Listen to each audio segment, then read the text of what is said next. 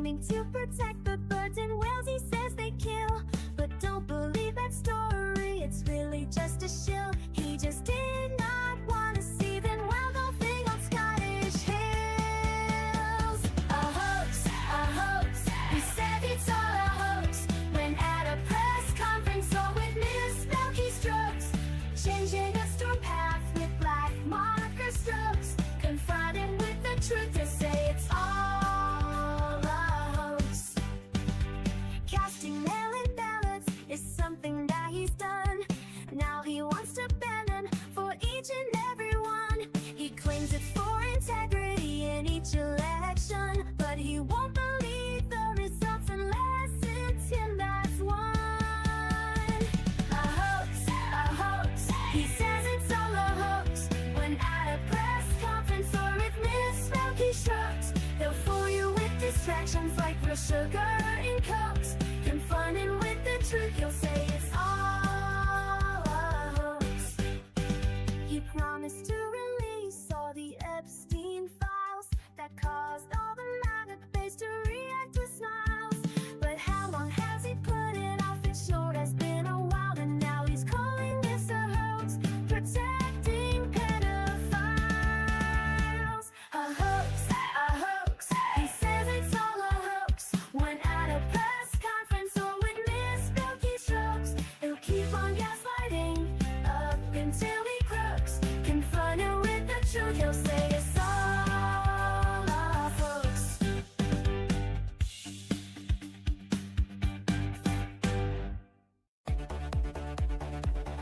Trump piled debt, trillions tall.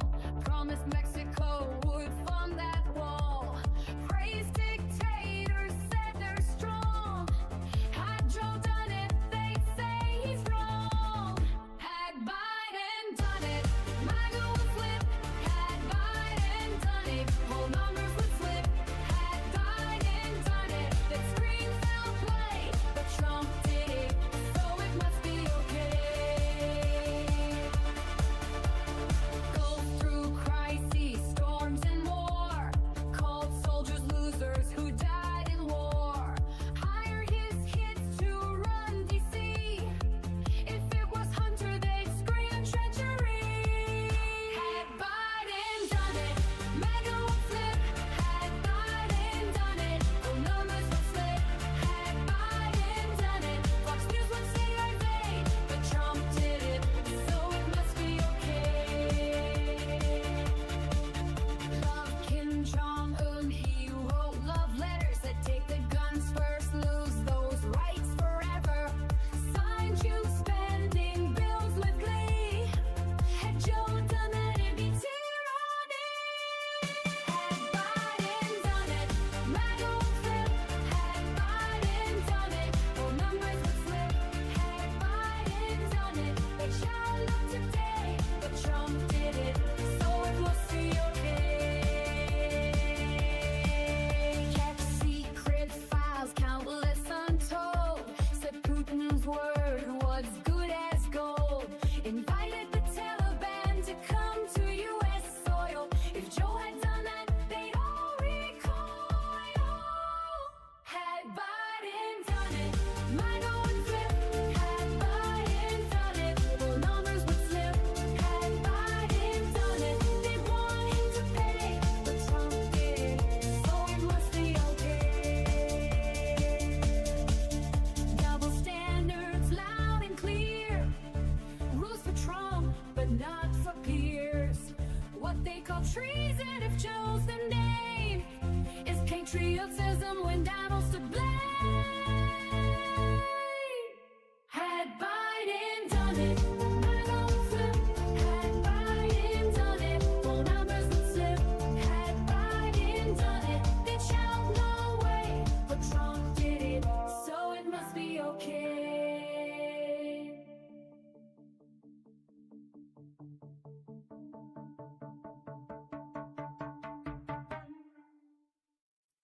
This just in. A sudden spike in logic levels across the city. Citizens report seeing a man with glasses and a podcast mic. We go now live to Liberal Dan.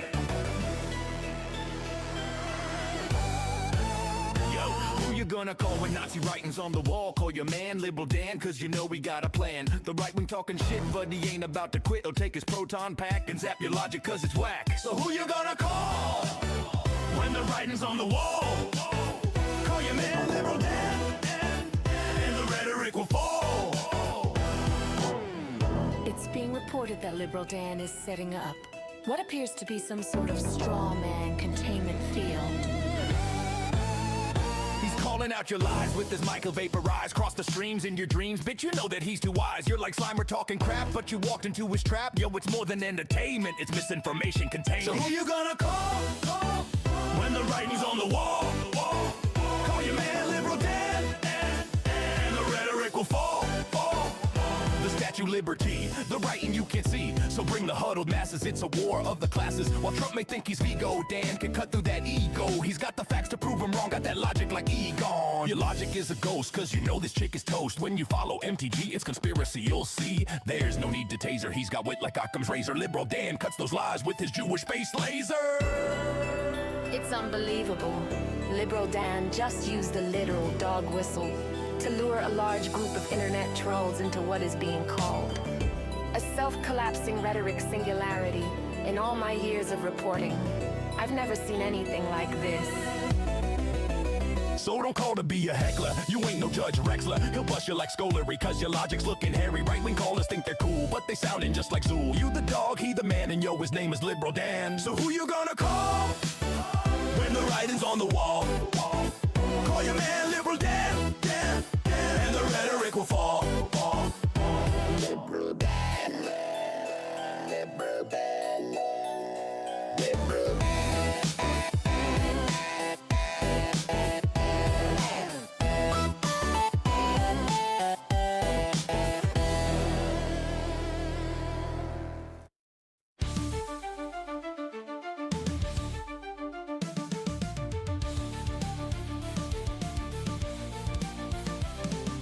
Self-proclaimed king, a groper in chief, stealing our country, a crooked orange thief.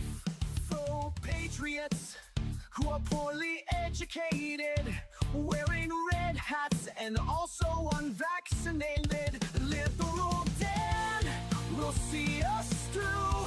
It's the best show that you're not listening to. So when you hear the call, animals unite.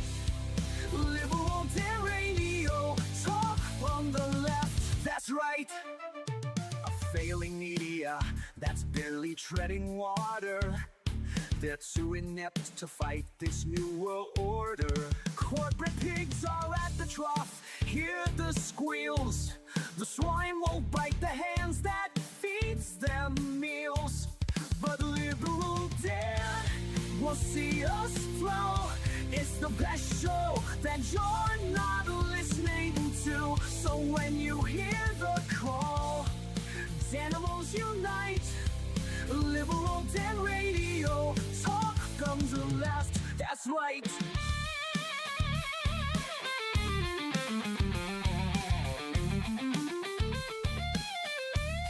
A leftist voice on air, exposing MAGA treason, breaking through their lies with facts, logic, and reason. Unmasking hypocrisy, the truth will be our guide. Call out their lies, justice is on our side. Cause Liberal Dan will see us through. It's the best show that you're not listening to. So when you hear the call, animals unite. Liberal Dan Radio, talk from the left, that's right. Liberal Dan Radio, talk from the left, that's right.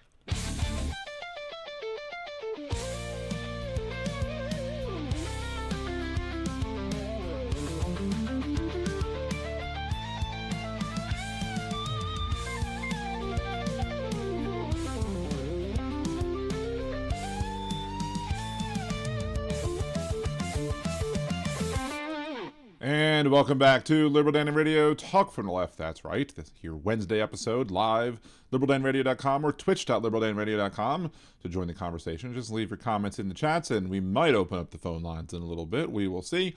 But otherwise, you can always leave your comments and questions there, and I will try my best to get with them.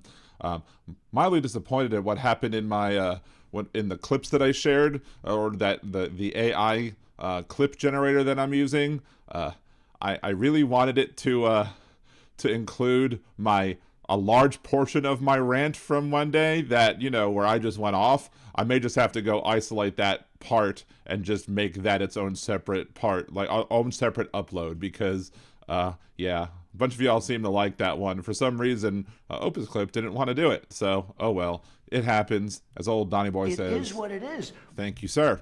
Sir, thank you, sir. Sir, everyone calls him sir, although I never really hear anybody hearing him calling him sir, except for the people who want pardons and want to kiss his orange hindquarters. Anyway. So, let's see. Excuse me. So, shouts out to A Choice at Every Game and Orvillaby and the Mod Squad over on Twitch, at least Aaron, right now over on Twitch. We got Josh, Scott, Abadirex, if that's right pronunciation, I hope. Aaron is also over there. Steve from across the pond. If it's no Scottish, it's crap. Chucker John's here. Good to see you, Chucker John. We got Alton Gillespie. Teresa, good to see you as well. Thank you for joining. Who did I miss? Anybody? Because the screen just went scroll real quick. So... Erin finished her finance final, 15 out of 20. It's passing, right? You pass. It's good. As long as you pass, it's all right, right? Anyway, so, I mean, there are some subjects that I was good at school in. There are some subjects that I wasn't good at school at. Now, you would I never really had to take a finance class, but you'd think you'd know if you, with all of the things that people like to say about us Jewish people, maybe I would have gotten an A in it. I don't know, but probably not, because, I'm not that great with my own personal money as it stands. So, hey, Janelle, good to see you. Suzanne's in the house. Good to see you as well. And Roxanne, good to see you as well. Man, everyone flooding in. Good to have y'all coming in over here in the, 21 viewers already. That's actually not bad for the start of a show on a Wednesday. So, yeah, I'm shocked to see a final exam graded out of 20 points. It happens, I guess. I mean, the fact that you have to make a final exam 100 points is, really what matters is the weight of as it pertains to the rest of the grades, not necessarily the number correct that you got right. So, right? Anyway. There is a third Liberal Dan U video that's almost ready to go. I'm trying to get it to replace the beginning and end images with particular specific images. If it doesn't give me fits when after finishing the show, it'll be live tomorrow. I'm gonna try and maybe make this more once a week thing, and I might have just things in the hopper ready to go. But we're gonna have another episode, another example of Liberal Dan U coming up. I've tried to make 3 different versions of it. In the first, when I actually produced the real one, I'm going to show you the one that I'm not going with, because I thought, hey, I'll give it a picture of myself and it'll make a nice animated avatar, like AI avatar of me, like a cartoon version of me, something like that. No, it actually took my selfie or the picture that my wife took of me and just started making me move my arms and talk like this, and it was just really creepy. Like, it was really weird. Another interesting thing, though, is that I decided yesterday, for some reason, I decided to I had a video credit left, because I get like daily video credits on my on the Agent Opus tool that have used to make all of my music videos and everything like that. So what happened was I was basically like, look, let me go ahead, since I have a spare one. I'm gonna make one of my Tom Lehrer ones. This one I was poisoning pigeons in the park, and that one I think already is live at this point in time.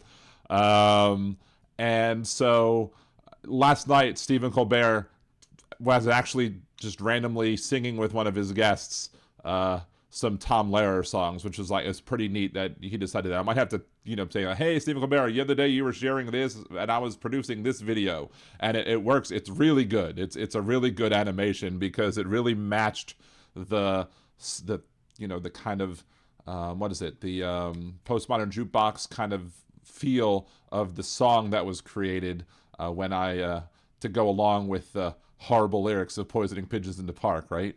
So save that for Dark Liberal Dan, not Liberal Dan After Dark. Yeah, like dark. I don't know. What would be my Dark Brandon? Like, you know, Joe Biden was Dark Brandon. What would be mine? I don't know. So anyway, any other silly things we want to talk about before we get to the meat of the show?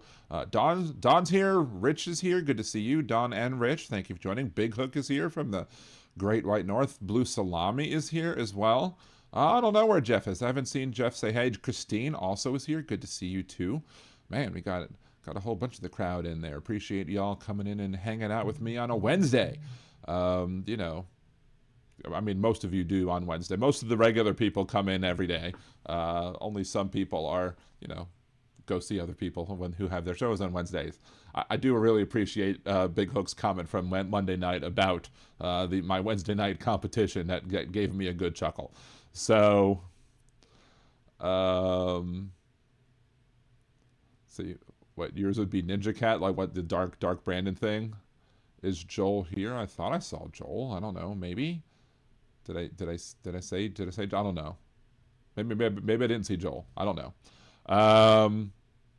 Anywho, so let's go ahead and start talking about because we have this bunch of stuff that we want to react to because we have 2 days worth of interviews with Kristi Noem, with the Senate and the House, and we're not going to go over every one of them. We're just going to pick and choose. And I haven't even seen the first one that I'm looking at, but I'm like, why not? Because sometimes I like to look at what the Republicans are saying versus what the Democrats are saying. And Tom Tillis, I want to play the Tom Tillis one. But there are some things that, you know, some people are just pure comic gold and not even intending on it and realizing it. And the first one being Senator John Neely Kennedy from the great state of Louisiana. He is not the one who is up for election this year. That would be Bill Cassidy. But we do have John Kennedy. Apparently John Kennedy grilled DHS Secretary Noem on $220 million in TV ads. So we're going to go ahead and, oh, I'm not even visible here yet. There you go. Now I'm back. So I can actually make myself maybe a little bigger. We'll see. So anyway, so Kristi Noem is in front of the Senate yesterday, and let's go ahead and see what the yokel from down here, the foghorn leghorn wannabe from down here, had to say with Kristi Noem and her testimony in front of the Senate yesterday. Kennedy, you're next. Thank you, Mr. Chairman. Thank you, Madam Secretary, for being here. President Trump. Now, I do want to say something about, I can't say this is a great thing about John Kennedy himself, but some of his staff are really good because I did have to call, I did try and call like my local congressperson and both senators to try and get help when I was still an independent contractor at the beginning of the pandemic, trying to get myself an EIDL loan. And I could not get help about it until somebody from Senator Kennedy's office was like, let me help you. And after I spoke with that individual, I was able to get the help that I needed and get everything approved for what I needed to be approved for. So I do have to give a shout out at least to the people that his office hired because they hired good people. Now, I'm not necessarily in the Senator Kennedy should fit in with the good people that he hired, but at least he has good people working for him. But yes, Suzanne, Senator Kennedy is a buffoon and potential for comic gold. So let's go ahead because this part is new. All I saw is that he actually grilled Noem like a cheese sandwich. So we'll go ahead and we'll listen to what he has to say and then respond in turn. Ably assisted by Mr. Stephen Miller. Quickly. There you go. First punchline of the day for John Kennedy. In the president's second administration, developed policies to secure our southern border. Policies that. Does she have like a lozenge in his throat or something, or is it because he sounds extra slurry today? I don't know. Maybe he drank himself of a slow gin fizz, or or if you or a mint julep after up on the porch of the Capitol before heading on in for the committee.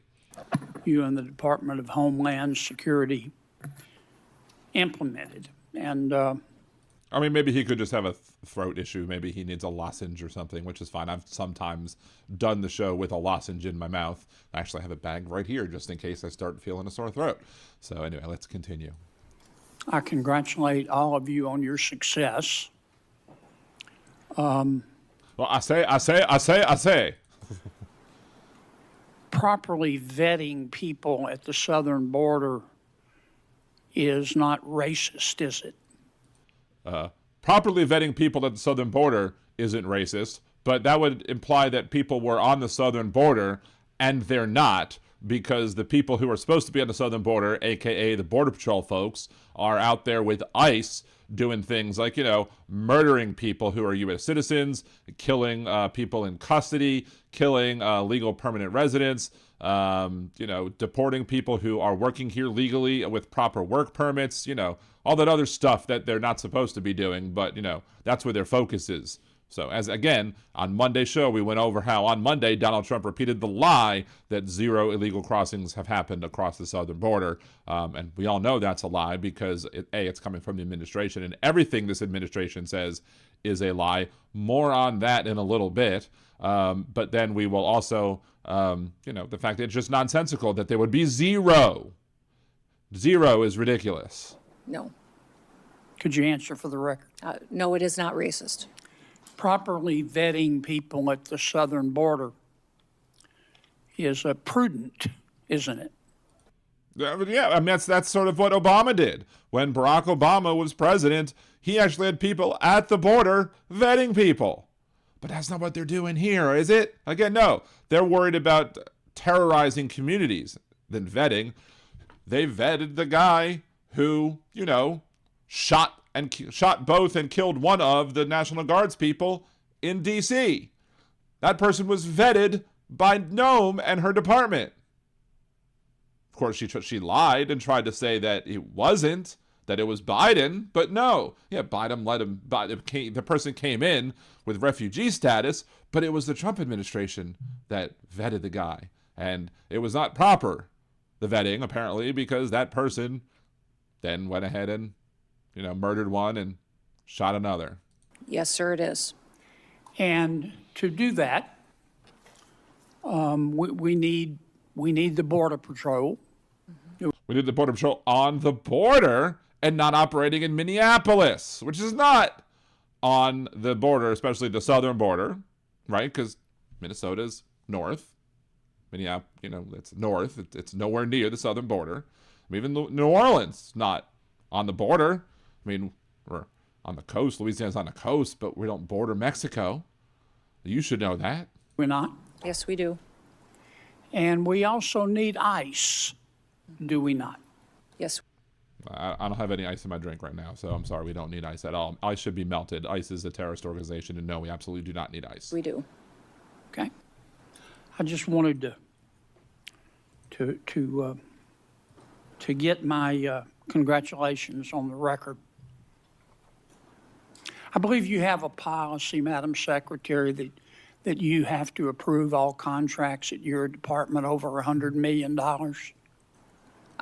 No, sir, I have a policy in place that I review contracts. My deputy chiefs have the ability to review anything under $5 million. Above that, I evaluate and look at. Okay. And you do that, I understand, to try to curb waste and abuse of taxpayer money. Do they give him like extra time because he talks so slow? Because I don't feel like I'm getting my efficient use of my tax dollars with John Kennedy versus the other people. Because, he only gets 5 minutes, like everybody else gets 5 minutes. So he only gets a certain amount of time, and everybody gets the same amount of time, but he talks really slowly and much slower than everybody else. So I don't feel like we in Louisiana are getting our money's worth as it pertains to Senator John Neely Kennedy. Money, is that right? Yes, sir. In fact, it's been extremely effective. We've saved the taxpayers over $13.2 billion just I don't believe you. Why would we believe you at this point? Everything that comes out of your mouth is a lie. By evaluating Unless it's, well, Lewandowski.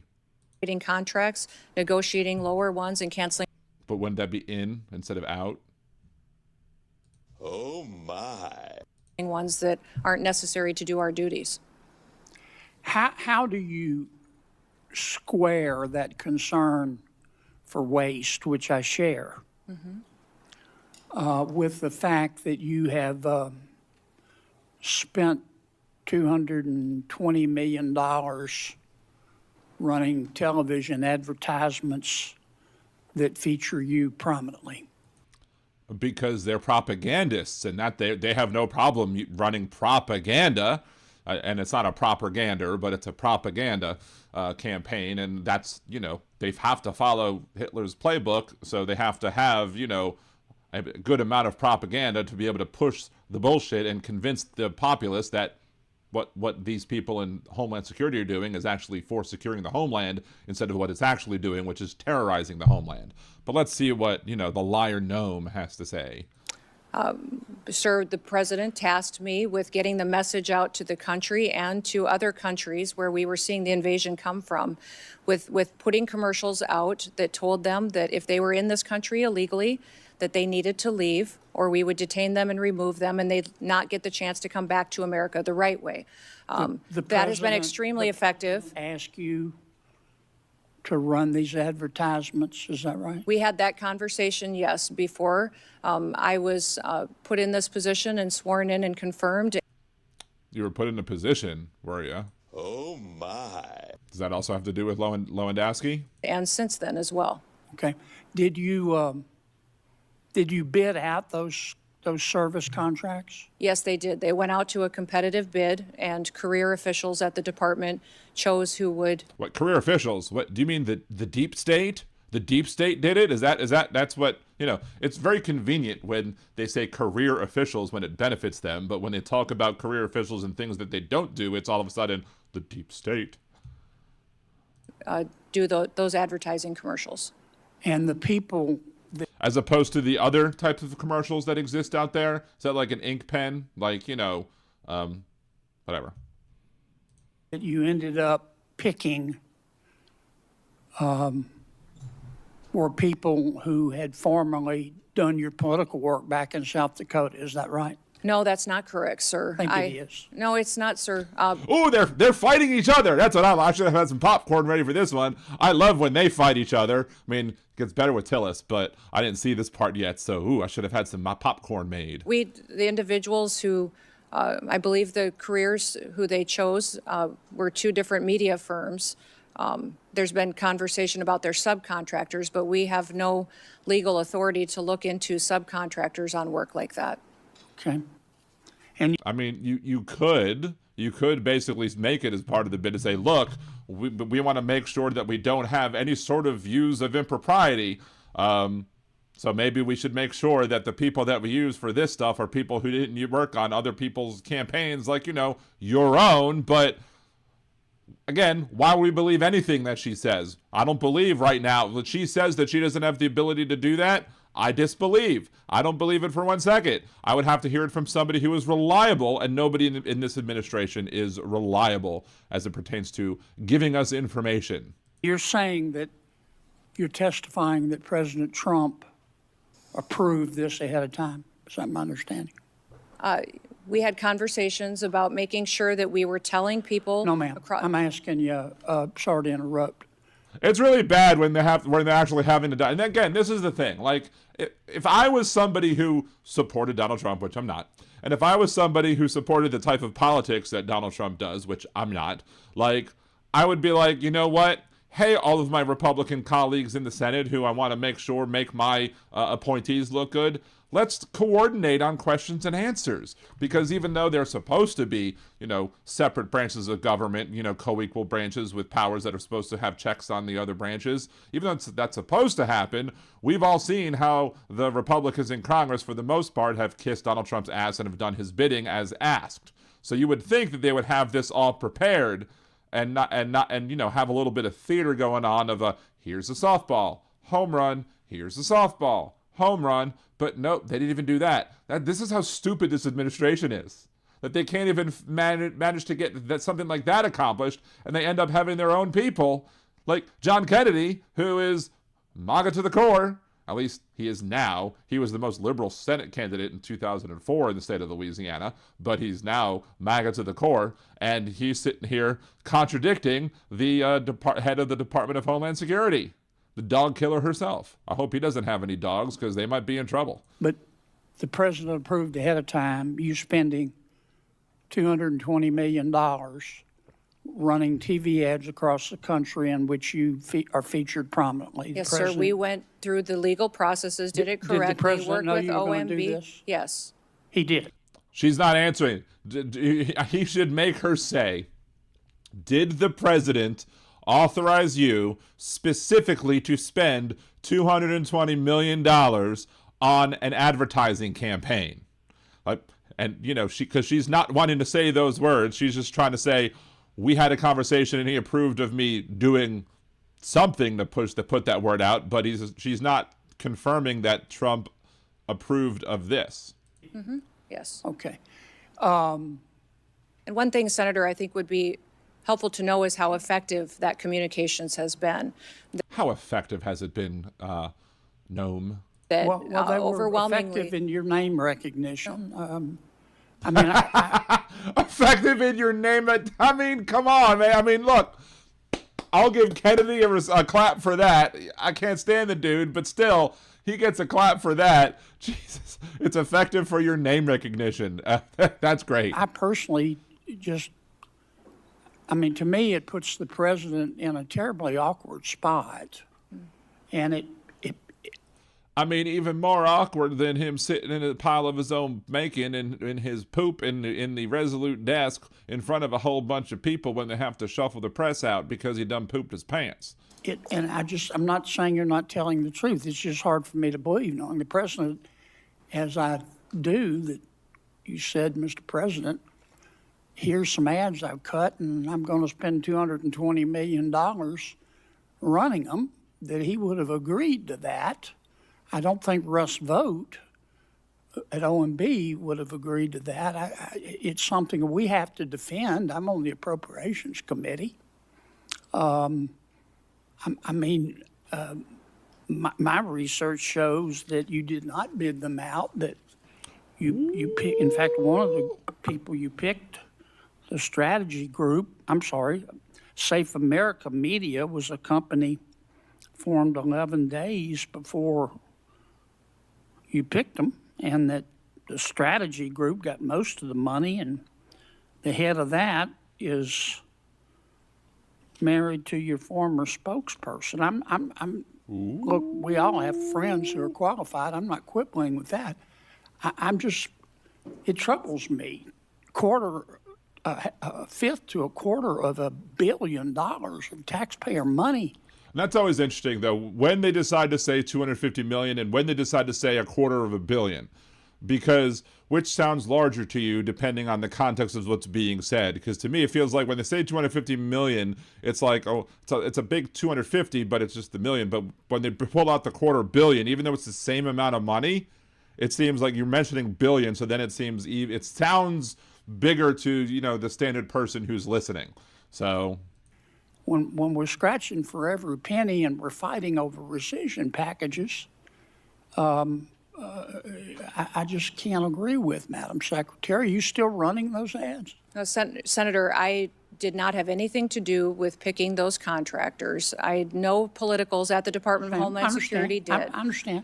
Are you still running officials those followed ads? the competitive bid process for Are you that. still running Everything those ads? I think the ads are due to end here in March, I think within a week or So two. they I'm are not sure of the still running? update. The one that is running is focusing on angel families. Have you seen that? It is the one that's talking about this is our why. This is why we work every day. Okay. It's for the angel I've gotta families move and their on. victims that need to. After the two killings in Minneapolis, and I think there's a lot of video on them, Madam Secretary. I think people can see the video and draw their own conclusions. Are you you and your I don't know. There are a lot of MAGA folks who don't seem to want to draw their own conclusions, who seem to want to follow the conclusions of Kristi Noem, who, you know, said shitty things about both Preddy and Good. department conducting an investigation of those? Sir, the investigation is being led by the FBI. HSI was involved. In fact, our HSI agents on the ground. I'm sorry to cut you off, but I got so little time. I've got so little time, and I say I have to talk slower because I say I don't get as much words as my I say people who are my fellow senators. I say, and as such, I have less time to give you. I say. I believe at the time you said these were acts of domestic terrorism. Is that right? Sir, in answer to questions at the press conference that afternoon, it was that it appeared to be. Yeah, but it appeared to be. Okay, let's fact check her right now, shall we? When you perpetuate violence against a government because of ideological reasons and for reasons to resist and perpetuate violence, that is the definition of domestic terrorism. This individual who came with weapons and ammunition to stop a law enforcement operation of federal law enforcement officers committed an act of domestic terrorism. That's the facts. I didn't hear any appears to be in those words. Did any of y'all hear appears to be? Because I sure as hell didn't hear an appears to be. I heard this is a fact that it was domestic terrorism. And who commits domestic terrorism? The only people who commit acts of domestic terrorism are domestic terrorists. By committing an act of domestic terrorism, you are in fact a domestic terrorist. And if she's saying he is in fact he in fact committed an act of domestic terrorism, that means she was calling him a domestic terrorist. No appears to be, no might, no maybe, no wishy-washy. She flat out called him a domestic terrorist. So again, why do we believe anything else coming out of this person's mouth? Because, you know, she lies all the damn time. It's like lying to them is like breathing to us. If they stopped lying, they would drop dead. You know. One would hope that they would stop lying without the threat of dropping dead, but to me it seems like if they were to actually stop lying, that they would just fall over and keel on over. You said these appeared to be acts of domestic terrorism. And as I've said previously in this hearing, But is that first, Madam Secretary, did you say we're getting that? I think it's been information from widely a chaotic reported. scene on the Did you say ground that? and relaying information to the American people. Okay. Now, again, those videos are public. People can draw their own conclusions. I think it'd be safe to say you got some pushback on that. Mm-hmm. Would that be fair? Yes, sir. And you had some criticism. I'm not saying the criticism was accurate or inaccurate. I think you did. What got my attention was that you. I say, what got my attention, I mean, look, I'm not the perfect speaker. I sometimes stutter a little bit, misspeak a little bit, but holy crap, again, I'm not getting my money's worth when it comes to Senator Kennedy and the time he gets on, or the amount of words he gets over his time, versus the amount of words that other senators get and their time, because oh my God. Blame those statements on Mr. Stephen Miller at the White House. Did you not? No, sir, I did not. And in fact, where you're seeing that is in a news article of anonymous sources. And anonymous sources say a lot of things, but I have never said that at all. Well, here's what you said on the record. I'm going to read your words. Quote, everything I've done at the direction of the president and Stephen. Sir, where did you see me say that at? You read that in a news reported article with no sources you said it affiliated on the to record on January 27th of 2026. Did I Sir, read your words accurate? I enjoy working with the president and with Stephen Miller, and that day we were working to get as much information to the American people as possible. Oh, here comes the backtracking, or as Senator Kennedy might very well say, the crawfishing of Kristi Noem, trying to backtrack a little bit from what she said. Because look, I mean, again, she should be removed from her position of power because just simply because of the fact that she can't even tell the truth when she's under oath. But she should also be removed for all the other shitty things that she said and done as well. That is what we'll continue to do, and as that happens, we'll go Do you forward. think And, it was fair to blame Mr. Miller? sir, I your did not do words? that. You're reading from a newspaper article with Yes, ma'am. anonymous And it's fake news. Donald Trump says everything's fake news. Don't believe the lying media, or as the original German says, the Lügenpresse. sources. Are you denying that you said that? Sir, I'm not going to speak to that situation that is relayed on anonymous sources that no Just one one- has. He's not saying it's an anonymous source, or as Trump would say, anonymous source. He's saying that you were saying it on the fucking record. But yet, Jennifer says, yes, she is a B word. Heard me Anonymous. say that. It was you. No. Who I mean, you reported said that it. to that newspaper? They're quoting you on the record, saying it's Stephen's fault. Thank you, Mr. Chairman. I say again, if this would have been, another senator, he might have gotten, a few more questions. Speaking of a few more questions, a few more words, let's take a look at the next senator who I've managed to pick in no particular order. I'm doing 3 senators and maybe 2 or 3 congresspeople or whatever. So, but yes, thank you, Jennifer, for joining. Thank you for emailing me the song. When I do have a spare credit, I will go ahead and try and generate that and post it for you up online. So maybe I'll make a viewer submission video, whatever, and put that on the playlist. And so make sure to, over on YouTube, to like and subscribe it over there just to make sure that you get the notifications of whenever it's due. But of course, I'll also email you the link. So let's go ahead and see. It's got Senator Booker. Now, let's see what Senator Booker has to say as it pertains to Kristi Dog Killer Noem. Violating the separation of powers. Hold on. You are violating the separation of powers, violating court orders, and routinely violating the civil rights of Americans. This is a reckless and out-of-control agency that you are responsible for. You seem to have no situational awareness whatsoever of some of the most egregious examples of Americans being completely attacked, violated, undermined in accordance with our laws by their own government. And this is what is phenomenal to me, is immigration was your president's #1 issue, overwhelmingly popular with the American people. But now it's overwhelmingly unpopular. And it's not because you are deporting dangerous people that everybody here wants out of our country.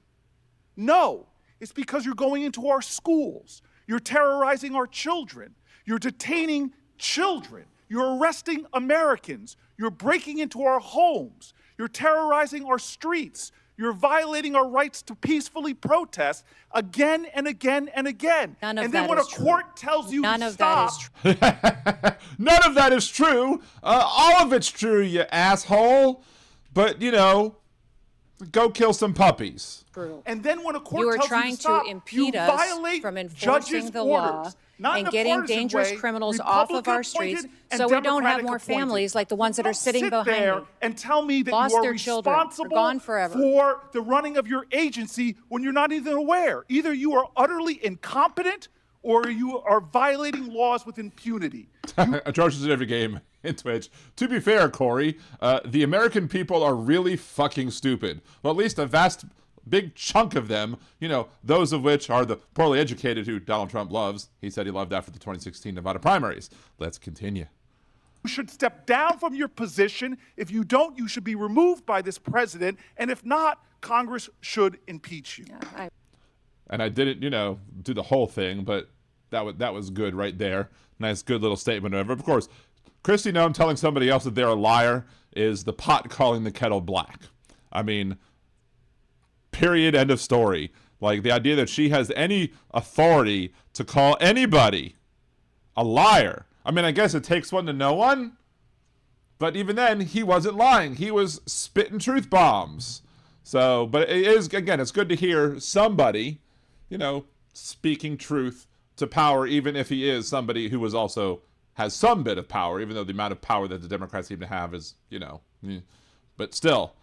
Let's see, Luck Dragon. This is the problem with the guy. He is yelling at her. He needs to talk to her like she is a puppy. He cannot just yell. He needs to ask significant questions in a significant tone. But maybe if she thinks that if he treats her as if she's a puppy, maybe she might be more afraid because of how she treats puppies herself, right? Anyway, they are now using Jasmine Crockett's strategy to tell the narrative and not allow her to talk, which is good, but still, I'm sad for Jasmine Crockett. I mean, she said the right thing and said that she will be supporting the other nominee, but we'll get to the election results in a little bit, so be nice to puppies, yeah.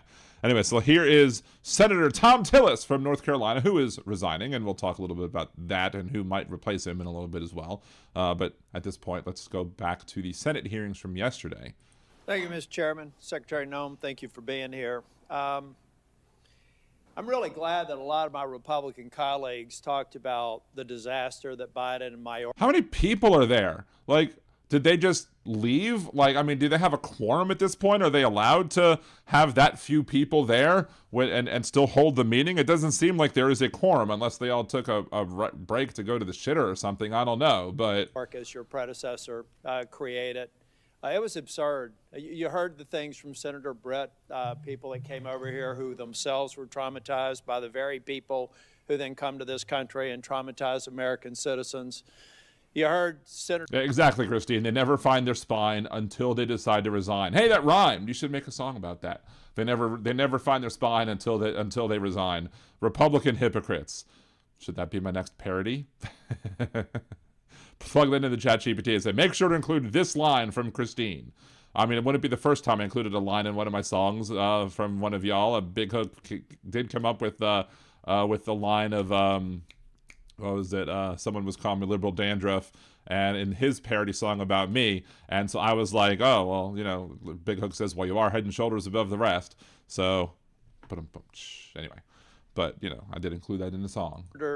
Schmidt saying the same thing. A lot of us are very frustrated with the disaster that President Biden left behind. Yeah, the so-called disaster that y'all, you enabled Trump and these horrible sycophants to come into power because you kept regurgitating that line that is frankly not true. Y'all, well, I can't say the Senate prevented it from happening because it actually passed the Senate. I'm not exactly sure how Tom Tillis voted on the bill that Biden wanted to have passed to make sure that we can have more judicial appointments to the administrative hearings when it comes to the people who are coming in and trying to determine if they should be removed or not.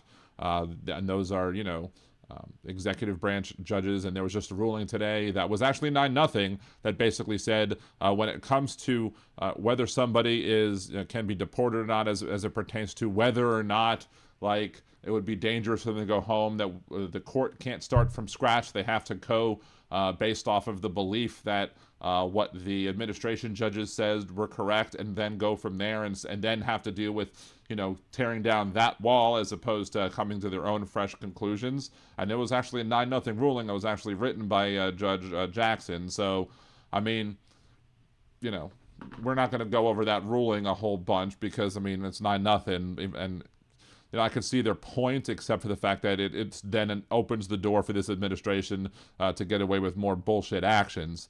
And that's pretty much all I have to say about that at this time. But yeah, it's the Republicans in the House that prevented that legislation from passing, and as such, we didn't get the funding that we would need to have more judges to hear more asylum cases and to determine whether or not these people can be moved from refugee status to legal permanent resident status. And that was the Republican Party that blocked that on the behest of who? Oh, that's right, on the behest of Donald J. Trump. And a failed DHS. Imagine if Biden called up Dems and told them to kill a Trump bipartisan border bill. I don't know. What would happen then? Had Biden done it, MAGA would flip. Had Biden done it, whole numbers would flip. Had Biden done it, the screen fell play. But Trump did it, so it must be okay. Let's continue with Senator Tillis, shall we? It's why I'm angry, and it's why I've been critical of you, Secretary Noem, because we're missing an opportunity. Ladies and gentlemen, one of the reasons President Trump... Again, a lot of times I don't necessarily agree with the route that Republicans take to get to the right position, but many of the times I'll be like, you know what, if they get to the right destination, then I don't necessarily care how circuitous the route is. But sometimes the circuitousness of the route is problematic. I didn't even talk about one thing we're going to play that clip again in a little bit, but anyway, let's continue. We'll have another opportunity to play that clip again, I think, in one of our Democratic questions clips, but let's see. A year and a half ago, is because people were sick and tired of a Democratic administration's open border policy. And It wasn't an open border policy. Shut up. allowing millions of people to come to this country, 1.7 million called gotaways. We don't even know where they are, but we know when you pay a premium to a cartel to get them into this country, they're bad people.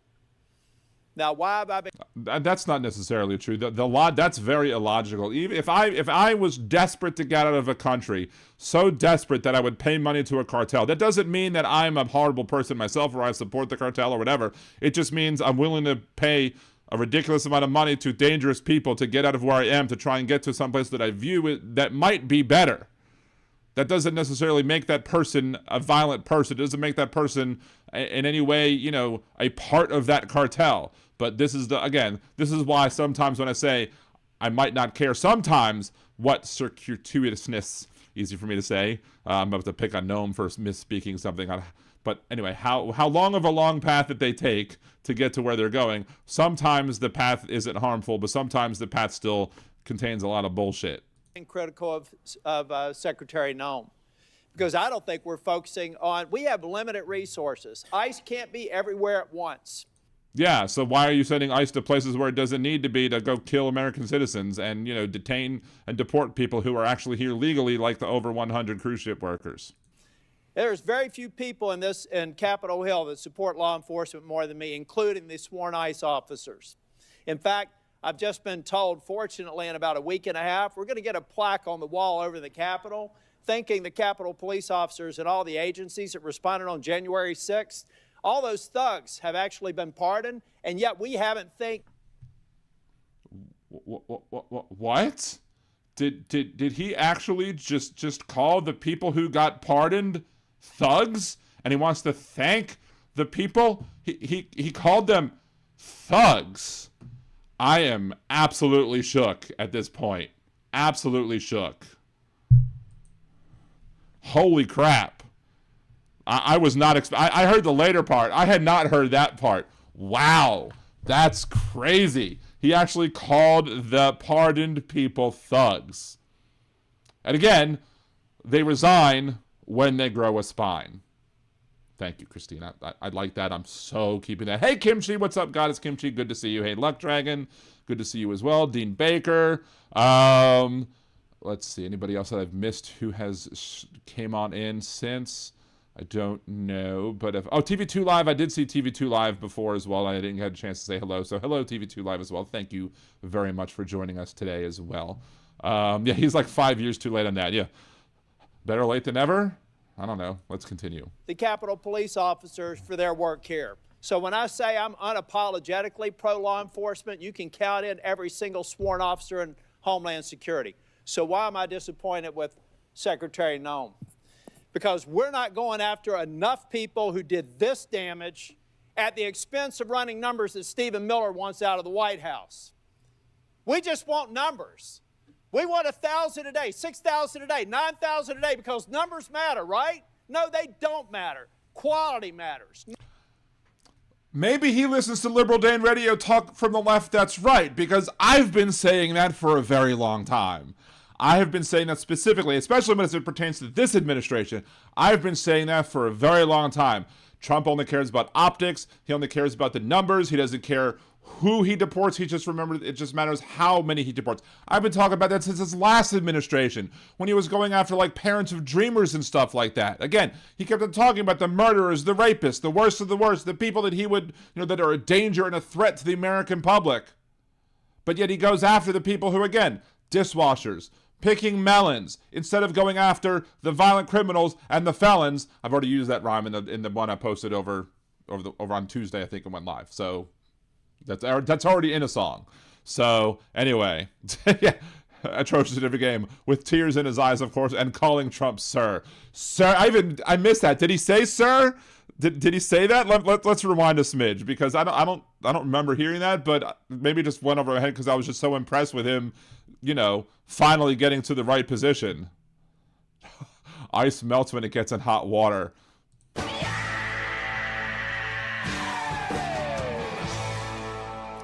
That's a good one, Steve, from across the pond. If it's no Scottish, it's crap. Secretary Noem, because we're not going after enough people who did this damage at the expense of running numbers that Stephen Miller wants out of the White House. We just want numbers. We want 1,000 a day, 6,000 a day, 9,000 a day, because numbers matter, right? No, they don't matter. Quality matters, not quantity, quality. And what we've seen is a disaster.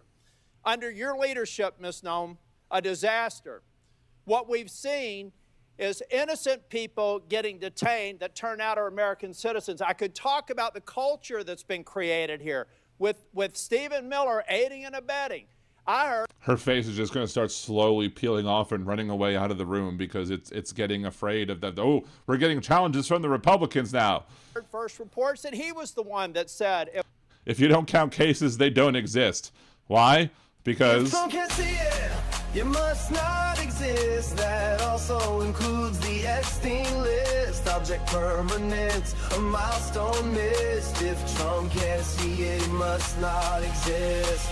Was that atrocious at every game, trying to actually get that song played instead of his favorite? That's pretty good. It was a domestic terrorist situation where 2 people lost their lives in Minneapolis. I've heard that report. Maybe you can refute it. I don't know that we'll have time for you to respond, because I'm giving you a performance evaluation here. I'm not looking for a response. Damn.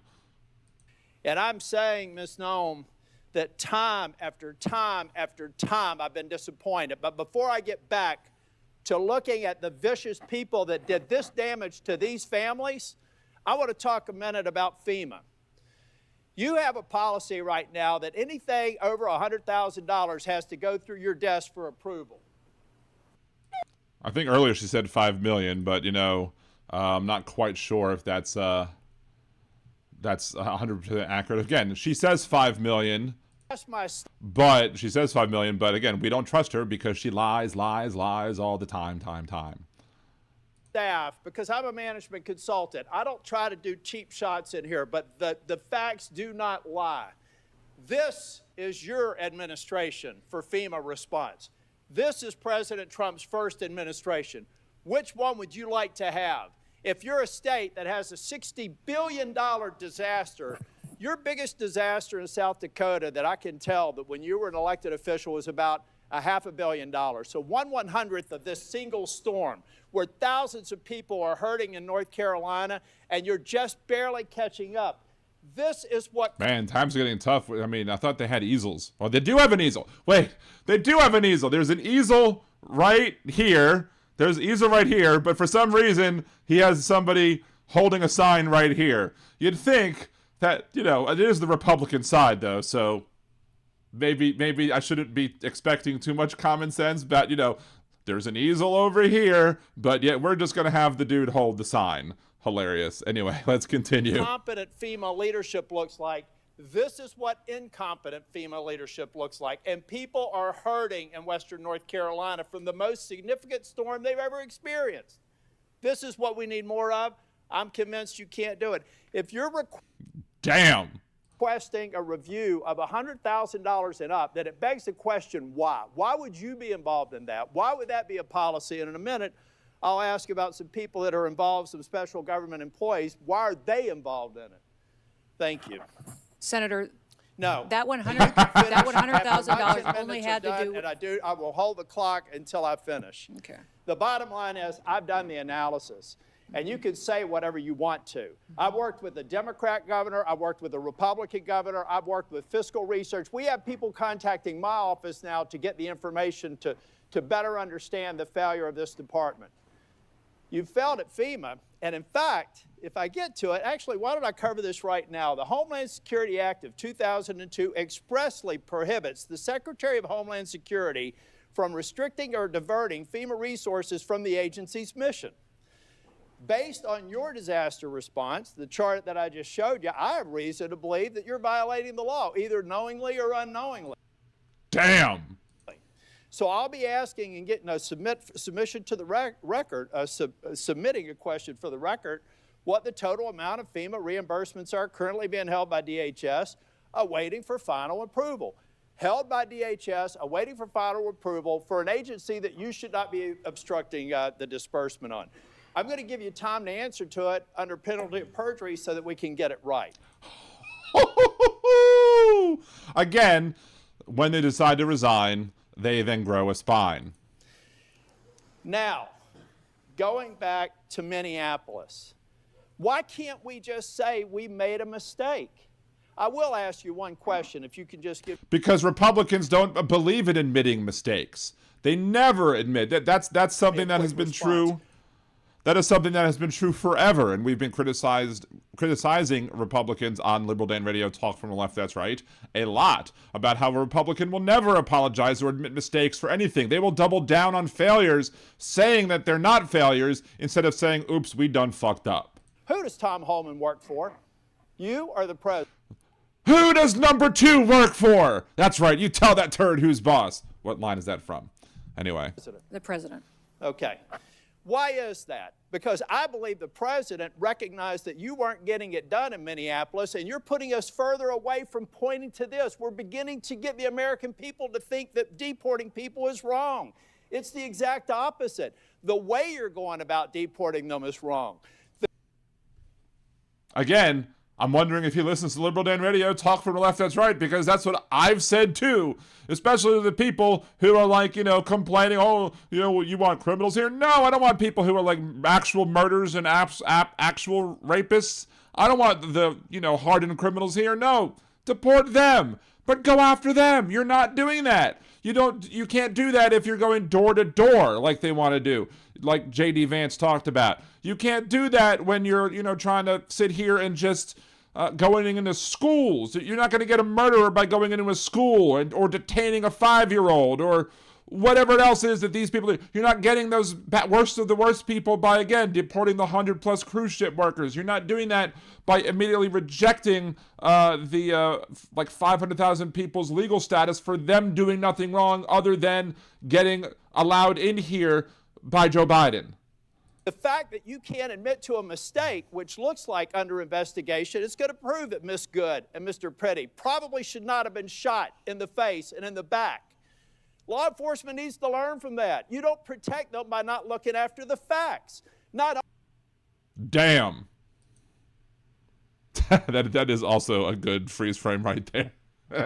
Only should the FBI be investigating it, but every single law enforcement agency in that jurisdiction should be invited to it.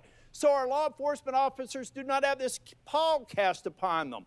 One of the reasons why ICE officers are having threats, and damn the people that threaten ICE officers, because so many of them are doing a good job, is because you've cast a pall on them by acting like we should investigate things differently. Officer-involved shootings have a formula that we should go through every time. And we're not going through that formula. As a matter of fact, in Ms. Good's case, I think that they were even saying that maybe there wasn't even a need to do it in the DOJ. I hope that that's changed. But I'm telling you, it was a civil rights review. I saw your frown. You can correct me if I'm wrong. But originally, Blanche said there wouldn't be an investigation. Folks, law enforcement, we've got to have their back. We've got to make it clear when they make a mistake, then they get corrected for it.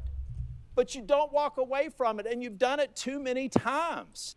Factually active over on Twitch. He finally opened his mouth about 8 years too late, pretty much. Now, Secretary, I read your book last week. And honestly, some of the parts of it impressed me, but some of it distresses me. And I'll give you a good example of one that does. The passage where you talk about killing a dog. I was about to joke that he was talking about that. Is he going to bring up the dog thing? He brings up the dog thing. Wow. that was 14 months old. I train dogs, all right? And you are a farmer. You should know better. You should know that if you're going out. Kristi Noem killed her dog, E-I-E-I-O. Out to a hunting lodge and you're putting pheasants out and you're putting dogs out, you don't take a puppy out there. A 14-month-old dog is basically a teenager in dog years. You decided to kill that dog because you had not invested the appropriate time in training, and then you have the audacity to go into a book and say it's a leadership lesson about tough choices. Damn. It's in your book. We could play it if we had time. At that same lunch hour, you killed a goat. And you killed the goat because you said it was behaving badly. You are a farmer. You don't castrate a goat. They behave badly. You should have probably done that before. But my point is, those are bad decisions made in the heat of the moment, not unlike what happened up in Minneapolis. I expect we're an exceptional nation. And one of the reasons we're exceptional is we expect exceptional leadership. And you've demonstrated anything but that in the time that I've seen you responding to the emergency in North Carolina and across the Southeast, and acknowledging when mistakes are made, and speaking too soon for the expedient of... No, I think it's ridiculous for him to expect that any Republican would acknowledge when mistakes are made, because again, as we said before, Republicans never admit when mistakes are made. It's a very slim... If there are examples, if you can find an exception, the exception proves that rule, because they never do. So you have to go spread your net much wider there, Mr. Tillis, when you're complaining about Republicans who refuse to actually, apologize or say that they've made a mistake. Social media or whatever it is. I'll leave you with this, Ms. Noem. I'm expecting answers to Charlotte's Web. I requested it a month ago. That was one of the investigations in Charlotte, 20 minutes from where I live. All I asked for, if it had to be anonymized, was information so that I could determine if your hit rate is right. I want to find more of those people, and I want to detain fewer of the others. And Mr. Chair, in my remaining time, I have a lot to go. But I want to submit this letter from the Office of Inspector General that cites 10 different instances under Ms. Noem's leadership where they've been misled and not allowed to pursue investigations that they think are critically important.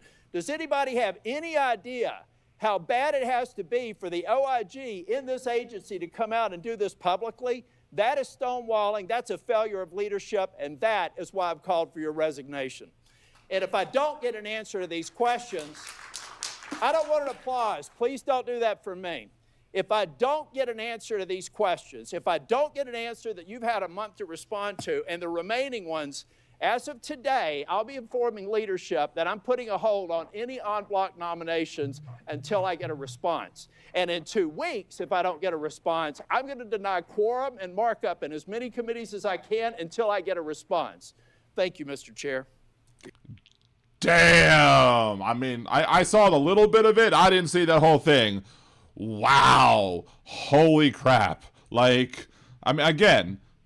About damn time that you grew a goddamn spine as it pertains to, standing up to the administration, standing up to Donald Trump, standing up to the people who, he has put in charge of these, committees and departments, etc. But, it's pretty darn bad when you're getting roasted by your own side.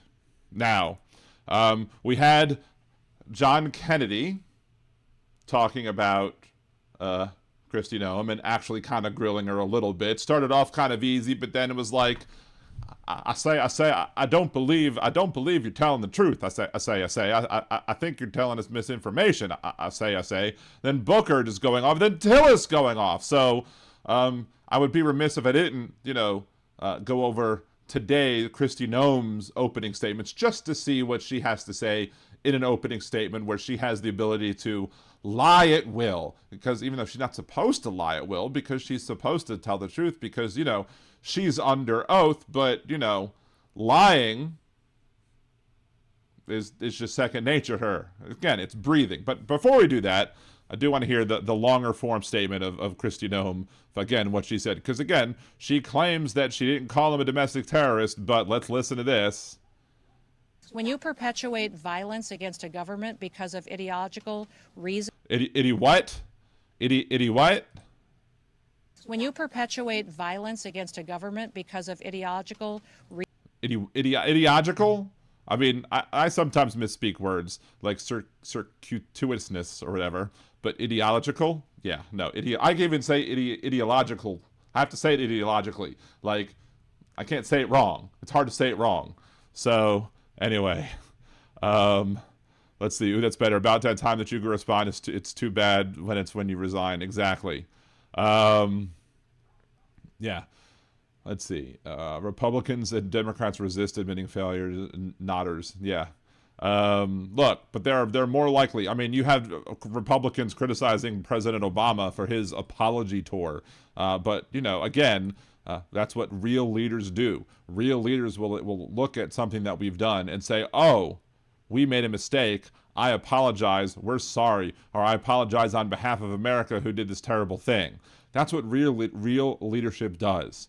But, you know, bad leadership is people like Kristi Noem, who I think we have to include the swearing in part because, you know, it's on the record that she actually swore to tell the truth, the whole truth and nothing but the truth, right? Please stand to be sworn.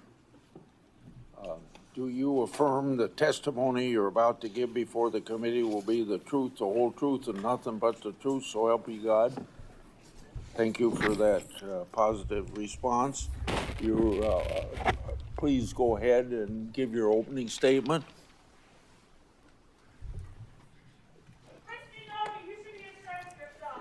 No. Okay. Well.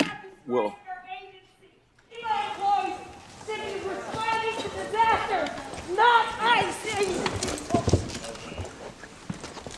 You should be ashamed of yourself! Again, I didn't even know that happened. I'm just, whoa.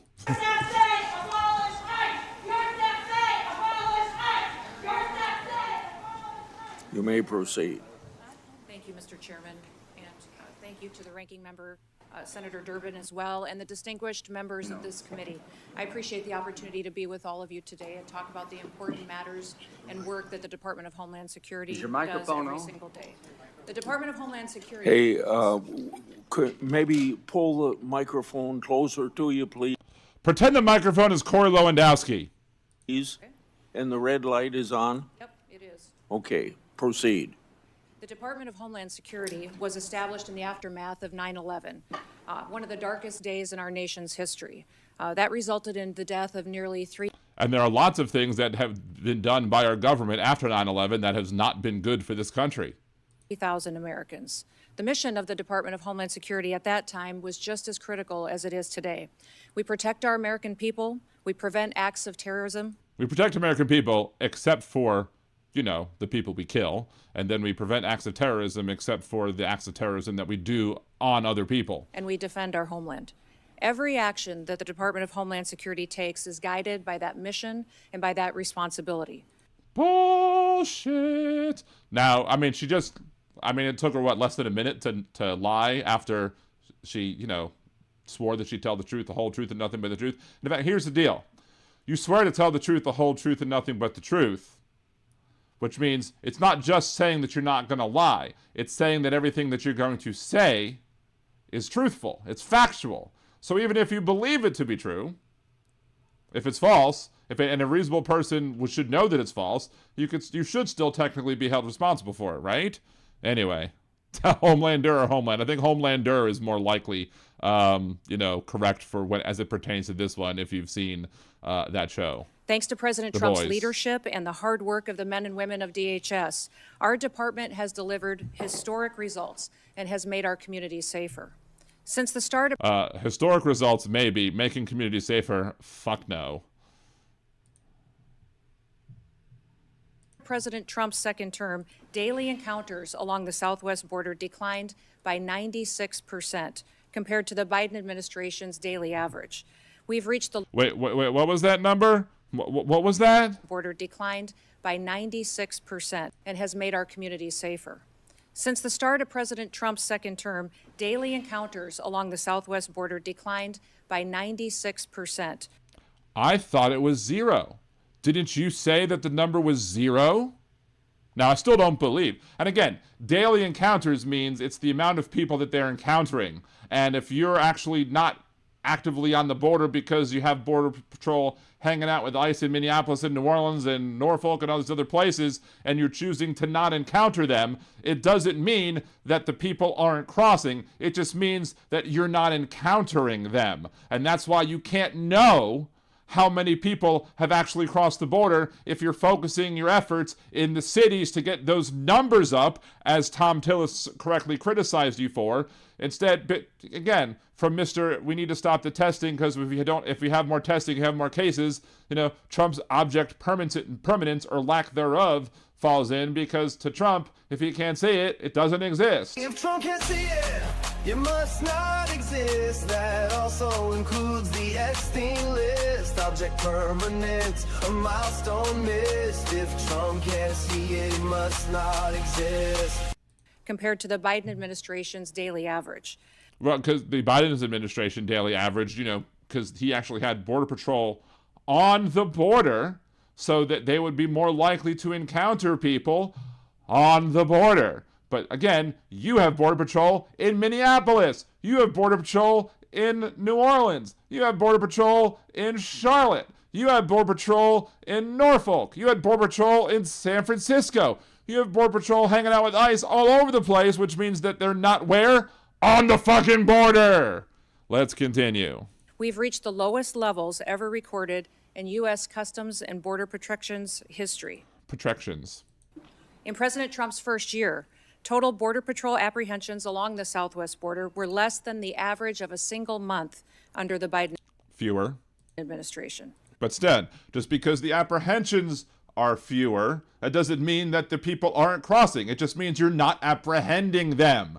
This is why Donald Trump says he loves the poorly educated, because the poorly educated aren't going to see the difference between what, the amount of apprehensions that take place and the amount of crossings that take place have some correlation, but it doesn't mean that there are fewer people crossing than people actually getting Like, it just drives me crazy how stupid these people are. It just frustrates the ever-loving crap out of me. Yes, Portland too, Christine, thank you. Many other places you can name. Problem is, you can name all these places, and they're not where? On the border. For 10 straight months, the Border Patrol has released 0 illegal aliens into the interior of the United States. Oh, so is that what their shorthand is? So that's what that lie is. So when they say that there are 0 people crossing the border, they have now, as we say in Louisiana, crawfished back to this line, which is interesting. That this is the first time I'm hearing this manipulation of their false statistic.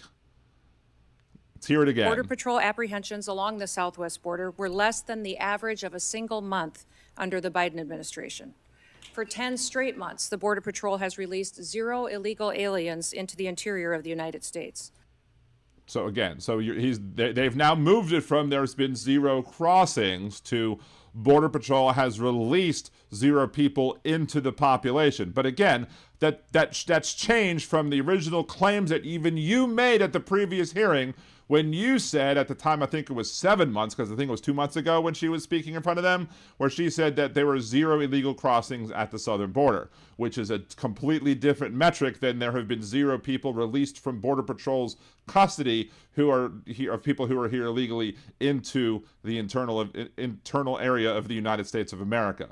2 completely different ideas, but again, I don't expect the poorly educated to understand why that's different, but, maybe I should do another Liberal Dan U video on it to make sure that maybe people can understand it in a way that's dumbed down for people who still believe in kindergarten biology as well. And in President Trump's historic first year back in office, nearly 3 million illegal aliens have left the United States. Again, why do we believe you? If some of those people are self-deportation, I don't believe you. What metric how are you coming up with that number? Again, it's the same hindquarter sourcing, where they're pulling it out of their rectal cavities. because that's the only way that you can find such numbers and such data like that is you have to pull them out of somewhere, and it's probably your ass or Trump's ass or somebody's ass, but it's not from, facts and figures coming from reputable sources, because you've already proved yourself a disreputable source. As a result of the administration's enforcement efforts from following the law. That includes 2.2 million that have voluntarily left and returned back to their home countries. Again, where do you get that number from? Because I have no reason to believe you, because you lie all the livelong day. And more than 675,000 detainments and deportations. Right, and those detainments and deportations include people who were here legally. A majority of the aliens that were arrested by Immigrations and Customs Enforcement have a criminal record and have been charged with or convicted. Actually, there's some data that we were looking at. I think it was this CNN tape clip or whatever that we played, where the people were actually showing that information before we got knocked off the air because we were playing copyrighted stuff or whatever. But yeah, again, the sourcing of this information is highly suspect. I think it was 97% of the people who were detained and or deported were people who haven't committed any sort of violent crime, at least, let alone crime in general. And the only crime that they're using is the crime of crossing the border in violation of our laws. And it is legal to cross the border and ask asylum, or at least it always had been until, they wanted to pull some of their bullshit. Let's continue. Of secondary crimes in addition to their initial crime of being in the United States illegally. As I said. During this period, ICE has arrested over 1,500 known and suspected terrorists, more than 7,700 known gang members, many of them that were allowed to come into this country under the Biden administration. We have also reached the lowest murder rate in the last 125 years since that data was tracked. Under President Biden, more than 450,000 unaccompanied alien children went missing or were lost due to Again, I don't believe any numbers that you tell us, so. The dangerous open border policies that were embraced. Dangerous open border policies that Donald Trump, you call an open border because the people were here, and I guess they were, judged to, be allowed to, get the app or whatever, and to come back for their hearings, because, they didn't have enough judges to adjudicate the hearings. So they wanted to get more judges, and of course, who blocked it? Republicans. Why? Because Trump told them to. Because if a problem exists during a Democratic administration, whether or not it's an actual problem or not, the Republicans are not going to want to allow the Democratic president to fix that, and as such get credit. Because to them, who gets credit is more important than who they help. Yeah, exactly. Citation needed, Christine. Under President Trump, the Department of Homeland Security and the Department of Health and Human Services have already located over 145,000 of these children. And send them to Epstein's Island. I mean, that's about as believable as anything else that this administration says, right? Like, why would I believe anything about that these children would be put in a place that is safe for them? And return them back to their families and back to people who care about them. He goes, we lost those under Trump. She just used the numbers lost under Trump because, did she, for Blue Salami, did she forget that she's under oath? I don't even know if she knows what under oath means. Because didn't she even not know what due process meant? And we will not... Or the habeas corpus rights. Wasn't it the habeas corpus that she screwed up? It was either due process or habeas corpus that she got the absolute wrong definition of in one of her previous meetings with Congress. Stop until every single one of those children is found. Fentanyl trafficking at the southern border is down. It's been cut by over 56%. So wouldn't people trafficking fentanyl across the border be people who were crossing the border illegally?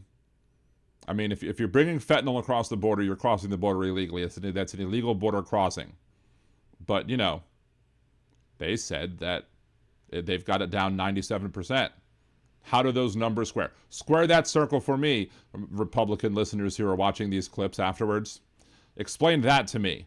If you've dropped illegal border crossings by that much, but the fentanyl crossings has only dropped by half, and you're saying that there are 0 people who have crossed the border illegally, yet we have fentanyl has been gotten by people crossing the border. Again, they can't even keep their lies fucking straight. I mean, you would think they would at least be able to keep their lies straight because they want to keep everyone else straight, but they can't keep their lives straight, so whatever, I don't know. Let's go. because of that secure border and the enforcement actions that have been taken there. And that's compared to the same period of time in 2024. The Coast Guard has seized enough cocaine the past year to prevent quantities capable of killing more than 193 million Americans, and it's kept them off of our streets. In fact, capable of killing that many people doesn't mean that it is going to kill that many. Like let's say you had, like, if I have gallons of water crossing the, I mean, not that water is illegal, but, like, you know, the amount that you take at any given time, like, could kill more or less people depending on how much they all ingest at one particular time, because anything ingested can be harmful if you ingest too much of it, right?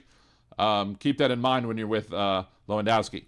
But point is that how you come to the figure that this amount of cocaine could very well have killed this many people, maybe, but again, based off of what metric and over what amount of use over what amount of time.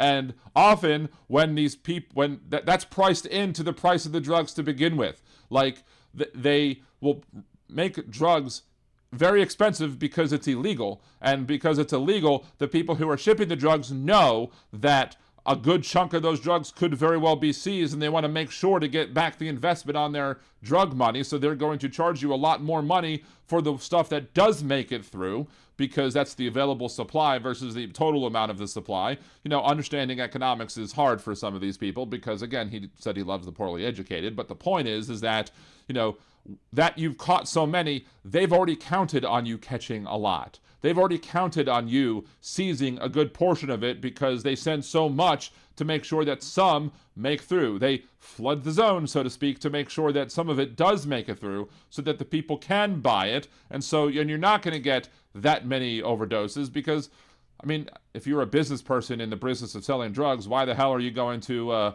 want to kill all the people who you're selling the drugs to? You're going to want to make sure that a lot of them stay alive, but hooked, so that they continue coming back and they continue to be repeat customers. So yes, you may very well have seized a whole bunch of cocaine, but they understand that you are going to seize a whole bunch of cocaine. That's why they send so much of it. But you're too stupid to understand it, Noem. Anyway, let's continue. The Rambler over on YouTube. Due process isn't how they make Velveeta. Bull Shannon. Okay. In fact, total interdiction efforts under the Trump administration have prevented 1.7 billion lethal doses of drugs from killing our next generation of Americans.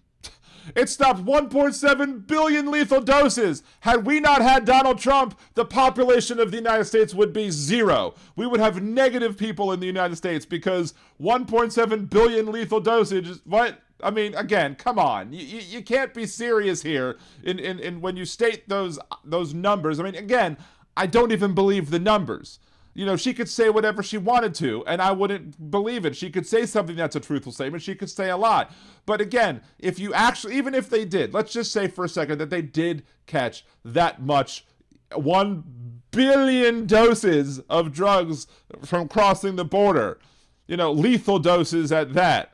That doesn't mean that you haven't stopped the stuff that was actually already going to make it through. It just means you've caught all the extra that the drug cartels sent because they know.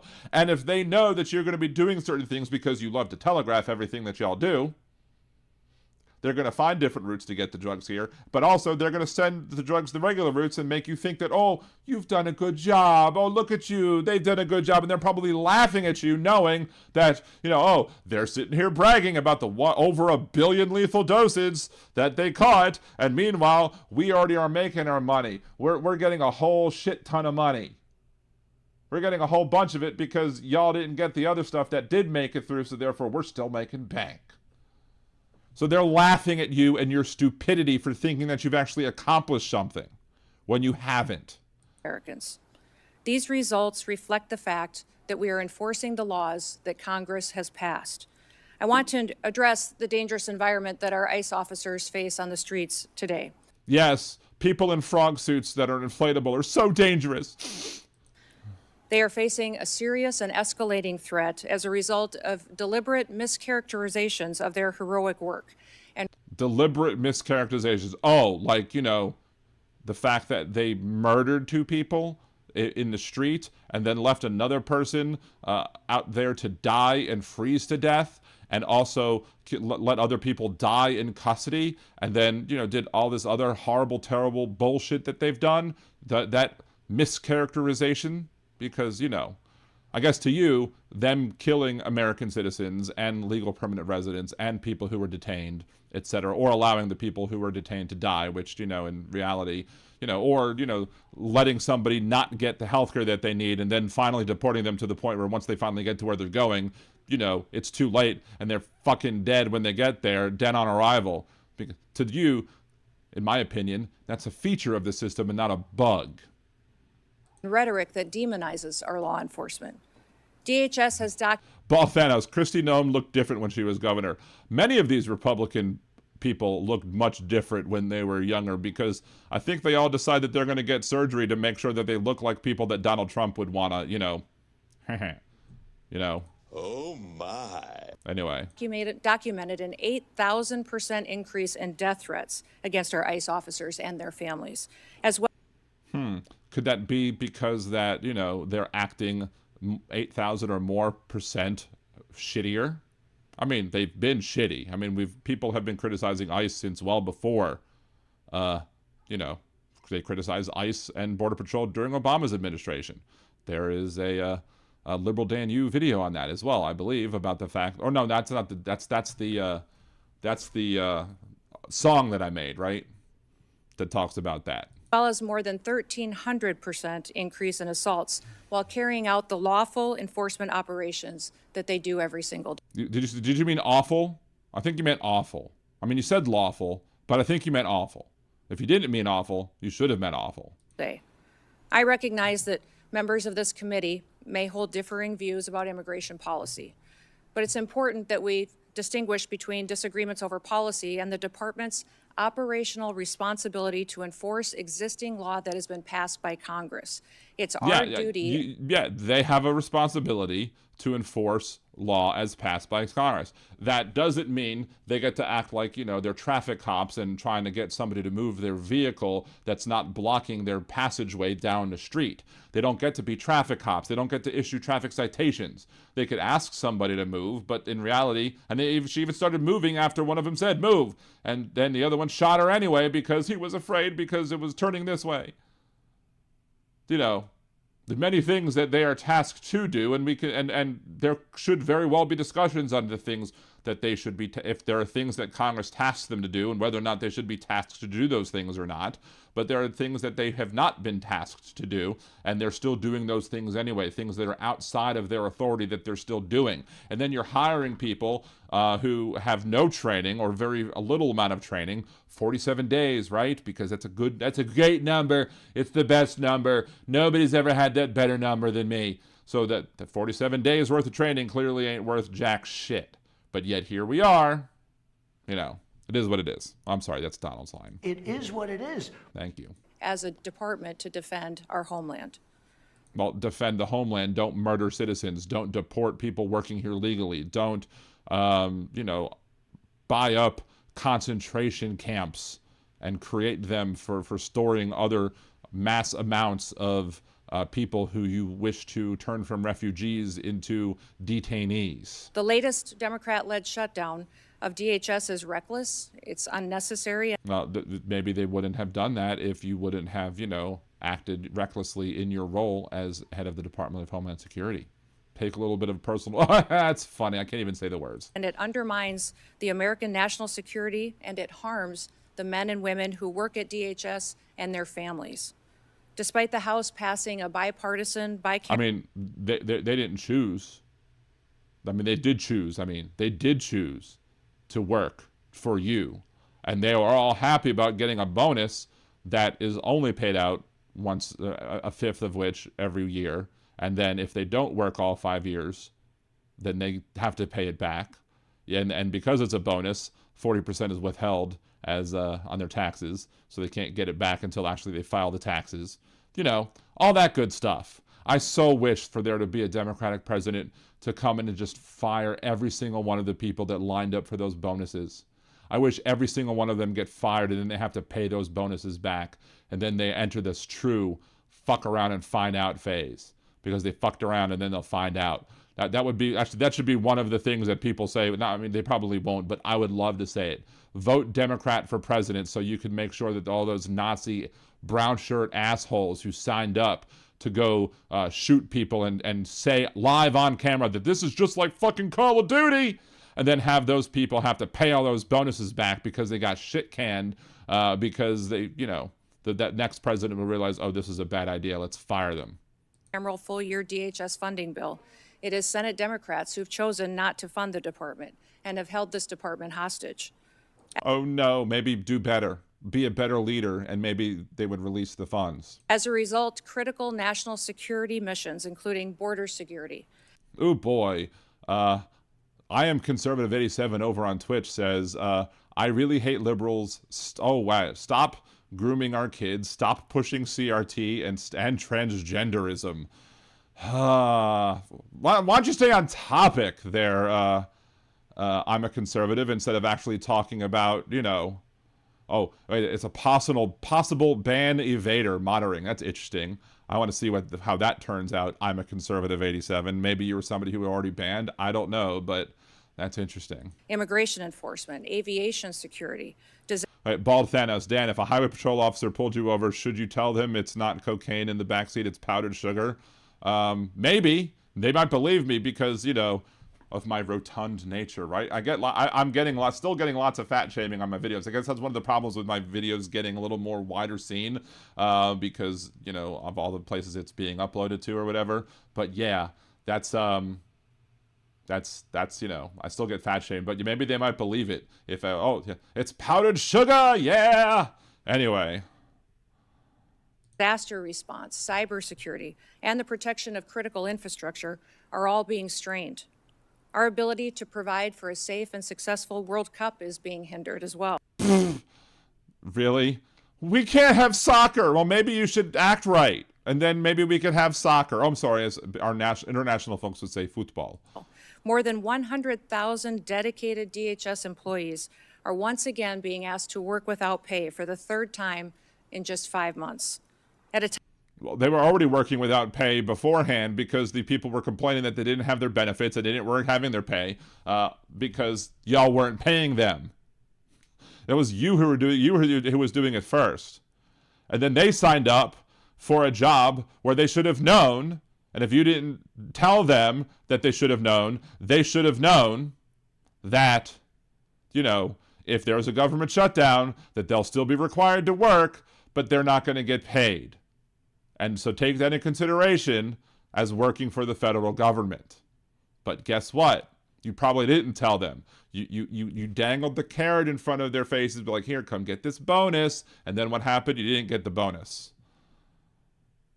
Oh, God. Right-wingers are losing jobs on Twitch. Right, let's flip back over. I want everybody to be able to see this. We'll come back to this. Look at the wall of text that's coming from this idiot over here. Stop canceling the right wing. Stop canceling. Y'all love cancel culture. Y'all love it. Yeah. You know, I actually could respond to all the things you say. I'm a conservative 87. If you actually would, you know, A, first of all, stay on topic, and B, yeah, okay, whatever, dude. I hate durags. Or do you meant durag? I hate... You probably hate taking a shower because you don't wipe your own ass. That's what the problem is. I am a conservative 87. You hate shower caps because you don't fucking take a shower, and you're probably one of those people who thinks it's gay to wash your own butt. You probably walk around with shit-stained, you know, underwear, you know, tighty whities because you fucking, you know, don't like that. Yes, washing your own ass is gay. Thank you so much for that. You can, I will never share a country with liberal. Good, move out! And guess what? Thank you, Wonder Mom, for 66 more Twitch. Once the shit hits the fan, it won't be started. The shit won't with the fan because it's too busy clogging up your underwear and the underwear of Donald Trump whenever he shits his pants. And after that, ban! I don't often ban people, but ban Hammer in I'm not sure, maybe it'll come back. That's a ban evader, so maybe that person will be back in some other form. I don't know, but you know, Yeah. I know Aaron was probably going to get to it. I probably beat Aaron by like, less than 30 seconds, if that. But, yeah, I wanted to feel that power of the banning. Because, not too often, but often it's usually Jolie and Aaron that get the power of the ban. And usually I will catch the ones that are like, hey, get more fans, get more followers, get more viewers, yay! And I'll be like, oh, ban. But usually it's Aaron and Jolie that take care of the trolls. But that one just felt right for it to be me. I wanted to pull that trigger on that ban because, I'm sure they'll be back with another whatever, and then we'll deal with another possible ban evader as well. But yeah. Anywho, let's go back to Kristi Noem, and she only has a few more seconds of her opening speeches, and we'll get back to some other shit. Time when we've produced the most secure border in history and removed nearly 3 million illegal aliens from our country, disrupting the department responsible for those gains. Responsible for those lies, because again, we don't believe your numbers because you're full of shit. Okay, and again, you're the one who said to, was it Senator Kennedy, that you didn't call Alex Preddy a domestic terrorist when you did say on a mic, live, in front of everybody. This individual who came with weapons and ammunition to stop a law enforcement operation of federal law enforcement officers committed an act of domestic terrorism. That's the facts. That's the facts, is what you said. Of course, it's not the facts. It's your manipulation and your you going after somebody who, had the Second Amendment right to carry that gun. But, they don't like other people having the Second Amendment rights. They only like conservatives and conservative white folks, particularly, having Second Amendment rights. Is indefensible.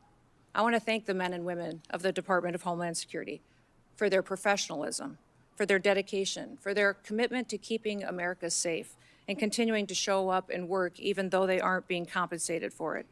They've kept us safe and they have patience, and our success is only possible because of their service and sacrifices. I also want to thank our angel families that are behind us to tell their stories and testimonies, and also thank my husband for being here in support as well. Thank her husband, huh? What about Corey?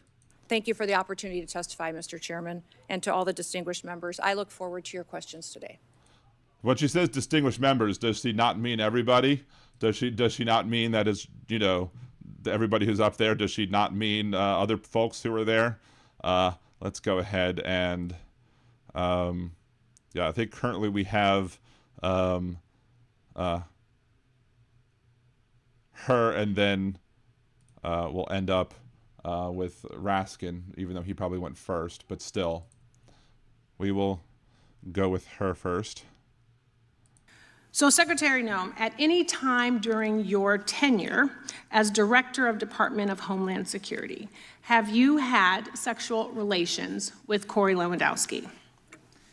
Mr. Chairman, I am shocked that we're going down and peddling tabloid garbage in this committee today. Reclaiming and my ma'am, time. one thing that I would tell you is that he is a special government employee who works for He's a very special government employee. He's in fact so special that, he knew about my blankie. the White House. There are thousands of them in the federal government. So, reclaiming and my as time, an advisor, Secretary, it is has okay for no, you to be no offended authority by to the be question. making any It is decisions. okay for you to has be no offended authority by the to question. be making But it is decisions. I don't think this is this time, but still. Also and a putting real it in question. position. So what I would say And to you should be able to is answer that the what we do at the question Department of Homeland Security clearly every single and without day, any hesitation. every single day is to protect If this someone country is and asking to make if decisions. you I mean, if it's okay to ask Bill Clinton whether or not he had sex with somebody or not, it should be okay to ask you, right? I mean, you're in the public eye. or any federal official is sleeping with their subordinate. That should be the easiest. You should be wanting to answer that question. Is garbage? Because it is not about It is your sex offensive life. that you have brought It is that up. about your judgment. I am offended. I wish she was more offended about the people who ICE has made sure died under her watch than worried about, her being asked a question about whether or not she's playing the horizontal hokey pokey with somebody who's not her husband. That kind of garbage It is has about been refuted reclaiming for my years, time so and that you I need can to hear myself. recognize Time belongs to the gentlelady from California, but it'd be nice if you would let her respond. I will.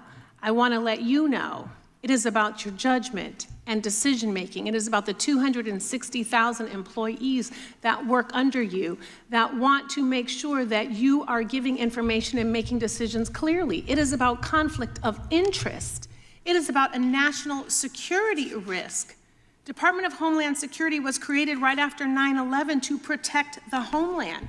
And DHS has circulated an internal bulletin to law enforcement partners warning that the conflict of the war we're in could inspire lone actors or small-scale cyber activity inside the United States, according to a memo obtained by ABC News. So American lives are at risk. The people who work for you are at risk.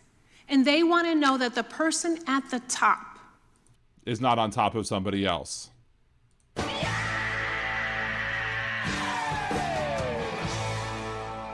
You are making decisions clearly without any sort of cloudiness.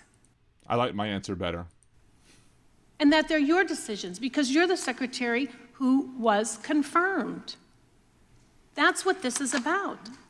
Saving the lives of Americans and not costing them millions of dollars and not having a secretary who's compromised in her decision-making. Oh, shit. Anyway, so ask and ye shall receive. Let's go ahead. Thank you, Mr. Chair. Secretary Noem, you claim that you are going after the worst of the worst. If you were doing that, I would really be cheering you on, but this simply isn't the case. That's false. Rodney Taylor, who is incarcerated at Stewart Detention Center in Georgia, he's a prime example. He's 47 years old and works as a barber. When he was 2, he was brought to this country legally on a medical visa to address his extensive disabilities. He needed a medical care for a deformed left foot, a missing right foot, and 3 fingers missing on his right hand. Rodney has had 16 different operations and has been a double amputee since the age of 10 years old. Rodney received a criminal conviction when he was 17, nearly 30 years ago. However, Rodney was pardoned by the state of Georgia by Republican Governor Sonny Perdue. And since then, Rodney has lived a law-abiding life and has a green card application that's now pending. And no administration, including the first Trump administration, has sought to remove Rodney from this country. In January 2025, he entered ICE detention, and his health has deteriorated quickly since then. Rodney has experienced several health challenges, including bone spurs in his back causing severe pain. Rodney sought medical care multiple times while detained, but was rejected. He is unable to use a wheelchair because his right hand only has 1 full finger, making it impossible for him to push it. He's unable to walk on his prosthetic legs because he's lost 20 pounds and they simply don't fit him anymore. On top of this, he's at the mercy of other detainees just to get food, since he can't get himself to and from the cafeteria. Rodney's disabilities make it nearly impossible for him to shower. He went 6 days without showering because the detention center lacked the appropriate medical equipment. When he finally got a shower stool, he found moldy showers covered in feces and bodily fluids. Just yesterday, he was threatened with disciplinary action if he tries to use that shower stool. Rodney must crawl through that muck and squalor of feces and bodily fluids to enter and exit the shower. This is despicable. It's inhumane torture that no person should have to endure. And today, we have Rodney's wife, Mildred Donis Taylor, and her daughters, please stand, who are United States citizens. Secretary Noem, can you honestly tell Rodney's wife and family and the American people that are watching that these cruel and unusual conditions are acceptable under your watch? I'm not familiar with this case, and I will certainly look into it. I don't believe you. I don't believe you one bit. You will leave this meeting and you will not give a shit about that. Prove me wrong. I'll do one of those, Crowder, louder with Crowder. Prove me wrong. Prove me that you are actually willing to take a look at the treatment of how the people are being treated in your care. People who are here legally, who are in your care, then they should be considered in your care because you are the head of the Department of Homeland Security. So the buck should stop with you, if not Trump. But you don't give a shit. You're not going to look into this. I don't believe for a second that you will look into this, that you will give this one additional thought after these lies that are coming spewing out of your mouth. And ensure that this center where Rodney is at is held to the same standards as all our federal detention standards.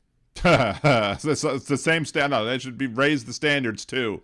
If these are the standards that are allowed. No, this is not standards if it allows it to happen. Which are the highest in the nation, overwhelmingly. Yeah, bullshit. They're the best standards. Nobody has better standards.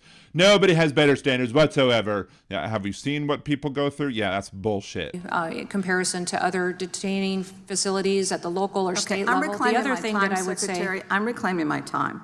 is that at any point, Rodney Did you just hear me what I has an described? opportunity Did to you leave that just hear what I detention described? He has to crawl through mold and feces and bodily fluids just to take a shower. He can't even get medical care. Every This one is of our absolute detainees, lunacy, and you know it. every one of our Member Jayapal, detainees gets medical care reclaiming within my 12 time, hours of being reclaiming there. my time. Ranking Member Jayapal, myself, and 20 of my colleagues, we wrote to you about Rodney's treatment more than 2 weeks ago. Yep. And again, didn't do shit in the last 2 weeks about him having to crawl through shit and other bodily fluids. I don't even want to know. Do I even want to know? Yes or no, have you actually read the letter? No, I have not heard of this case, so Okay, I let will me see tell what you, that I letter have the is letter about. right here. And would you like to read it? Because I'm more than happy to bring a staff That'd be member great. down to it. That'd be fantastic. Absolutely. Thank you, I appreciate that. I will look into the So case. then, if you're going to look into the case, can you tell us how long it'll be before we actually get a response from you? Maybe 2 weeks? No, I'll get you a response. Because get the information. we deserve an answer, and Rodney's family definitely deserves an answer, because this is inhumane treatment. Can you imagine the amount of decorum that the individuals who are his wife and kids must have to sit there behind this evil woman while she sits there and feigns ignorance? I mean, maybe she's not feigning ignorance. I mean, she is ignorant, but as she sits there, but she doesn't care either. Like she's not feigning ignorance because she doesn't give a shit, but she also doesn't care enough to actually give a shit, which means that she shouldn't be in any sort of position of power to begin with. And we all knew that when we all read the stuff from the book. I'm surprised it took Tillis this long to actually read the book and see that the dog killing stories were true. I'm sorry, puppy killing stories were true. But still, what's the over under on the amount of days you think it's going to take for her to, actually respond? I think the over is it's easy to say 5, 10, 20, whatever it is, because I don't think she's gonna. And this leads me to believe that there are so many other detainees that are being treated exactly the same way, and this is despicable. Secretary. MST3Ker, a lot of Congress members show more restraint than I would. Yeah, but I mean, the family member, I mean, like, if I was a member if my spouse was being treated like that in prison, and I was sitting like in the same audience as the person who was responsible to it, it would take me a whole hell of a lot to not want to get up there and just be like, do something that would get me arrested. Let's just put it that way. Will you promise his wife and this committee and the American people that you will review? You've said that, but I want you to make a formal promise that you will review Rodney's case and provide a thorough response on whether it's in the public interest to keep him in these conditions, and we'd like to know within the next 2 weeks. Are you telling me within the next Absolutely. 2 weeks? I will review this case and Good. get a response back Good. to you I will be and to following Rodney's up with family. you as much as it possibly takes. I do. I'm sitting there like, again, we don't believe you. We just don't believe you. Want you to know, Rodney Mr. is Chairman, not the if I may worst say, of the worst. I reclaim my... Right, not the worst of the worst. Exactly, that's the other thing I want to say. Like, this is not somebody who's going to be out there, raping and murdering like Donald Trump said he was going to go after the worst of the worst. This person was a barber who was pardoned for a crime done as a 17-year-old. There should have been no reason for him being detained. Yet he has been, and been treated like shit because this administration is full of pieces of shit. Time, right? And he's not the worst of the worst. This is truly a miscarriage of justice. And I yield. I have to, Alyosha asks, what if Biden had done this? I mean, I would basically like, beating a church at every game to it. But if Biden had done this to a black person, MAGA wouldn't give a shit. But, had Biden done this to, like, the J6ers or something like that. Had Biden done it, MAGA would flip. Had Biden done it, whole numbers would flip. Had Biden done it, that scream foul play. But Trump did it, so it must be okay. No more LLC for our tax out. Wait, what? I don't know what that's for. He would have not let it get that bad either. Exactly. So, yeah, it's almost 10 o'clock. It's 9:50. Liberal Dan Radio, talk from the left, that's right. Mondays, Wednesdays, and Thursdays here at liberaldanradio.com, which is the YouTube channel, or twitch.liberaldanradio.com, which is obviously the Twitch channel, 8 p.m. Central. We go as long as we can to cover all of the issues that we want to talk about of the day, and there's still another one, this whole last video I want to go over when it comes to our press secretary. But yeah, how support the show, the most important thing to do. Actually, one of the most important things to do immediately, if you have not done it already, and I actually did get the $50. I just got it 2 hours ago at 7 o'clock. I got the $50 from Agent Opus, the Opus clip, for submitting my information to the contest. Which what that means is that I am officially in the contest, and if I could get 100 likes on this video, I think I would be in the top 10. I think that would be the case. Maybe I'm wrong. I have seen videos get 100. I think I see maybe one top 2. If I would get 2, no, that's the wrong thing. That's the other thing I wanted y'all to do. This is the link I want y'all to click on. I'm too busy worrying about helping my son out getting his Twitch stream up and affiliated or whatever. So here you go. This is what I want you to click on. Over on Instagram, go over to Instagram, check out this video, share it with your friends, share it on all of your social media channels, and make sure to like it over on Instagram. And I've also shared it many other places. I've shared it at Liberal Dan Radio on Facebook. I've shared it on Liberal Dan Radio on Blue Sky. I've shared it on Twitter. I've shared it in my What in the Unseasoned Name of Karen Is This Caucasity group, which has like 11,000 members, and I can't even get like 4 to do anything to help out the show. Because they just worrying about sharing, memes and shit. But I'm like, come on, just if 1% did it, I'd be there.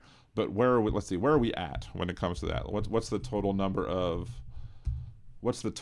views on this video, or likes on this video so far? 34 likes, which is good. It's better than it was last week, but still, if I could get up to 100 by tomorrow, it would be lovely. So if you haven't liked it already, please make sure to like that video over there to make sure that I can, win this contest, because that would be lovely. And maybe I'll, if I do win, maybe I'll have a t-shirt giveaway or something like that, and you spend some of that money just sending it back to y'all. But still, yes, you should make sure to like, sub, and share as it pertains to this video as well, and to all of the videos that are currently on YouTube. There's a bunch of new stuff going on. I have, again, if you've missed it before, there's 2 videos on the Liberal Dan Radio, or Liberal Dan U, which is one of my new video bits that I'm doing, where I'm kind of having a more reserved, simply fact-based explanation of topics that are going on. There are 2 live. There are 1 that'll probably go live tomorrow, assuming I can get it finished correctly. And then there are new songs up there. New songs and videos will be dropping as the year goes on. There's another one. Aaron knows this guy Nick Driver, whose podcast or show I was on.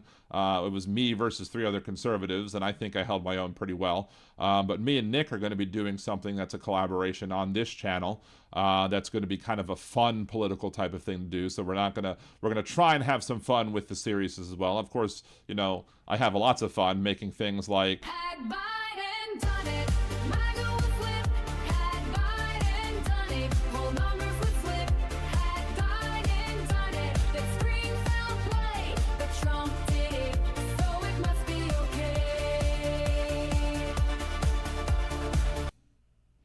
Yeah, I like Luck Dragons. Like, sub, share, or I like that. That's well done. I like that one. But anyway, let's go to back to Jamie Raskin here and this video, and we'll talk about some of this Thank other you, stuff. Mr. Chairman. We're fighting for American citizens, Madam Secretary. Today because, you are. because your ICE agents shot them in the face and killed them, and each person you see up on this dais today represents 800,000 American citizens. And you should know that as a former member of Congress. Now, her brother said that Renee Good was someone who could make you believe things were going to be okay despite all the hardship because she chose optimism. Alex Preddy was a Boy Scout, a choir member, an outdoorsman from Green Bay who lavished attention on his beloved dog, Jewel. His sister called her brother someone who had a way of lighting up every room that he walked into. But only a few hours after they were gunned down by your agents, you called Renee a domestic terrorist. You said Alex committed an act of domestic terrorism. Alex's parents responded to your calling their son a domestic terrorist. They said, the sickening lies told about our son by the administration are reprehensible and disgusting. And I want to give you a chance before the entire country to correct your false and defamatory claim. Based on what you know today, Madam Secretary, were Renee Good and Alex Preddy domestic terrorists? Congressman, what happened in Minnesota in those two incidents was an absolute tragedy. Were they domestic terrorists, as you said to the country? My condolences to their families, because I know that their lives will never be the same after that happened. Is that an apology for what you said? We, in those incidents, offer as much information as we can from officers and agents on the ground in a chaotic scene that gets I'll repeat my question, reclaiming my time. Based on what you know today, Madam Secretary, based on what you know today, were Renee Good and Alex Preddy? Petrazi, I have to correct that. You say she is a damned liar. I mean, yeah, you know, she is a liar, but it's just more than that. She's just an evil person. She is an evil, morally reprehensible person who has no business getting any of our tax dollars to support whatever it is she does in her public and or private life.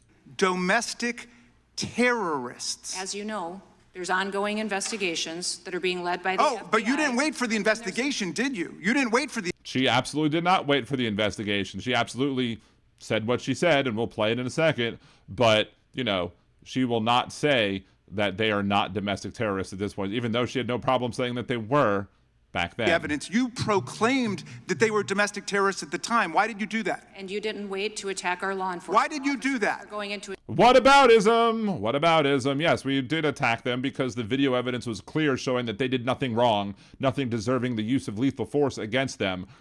The only person who brandished Alex Preddy's gun was the person who took it from him before he got shot. a dangerous situation. Why did you call them domestic Is terrorists? our ICE officers and our HSI officers that day risked their lives to protect that scene. So evidence. No, there was no risk to their lives to begin with. There was no life risk there.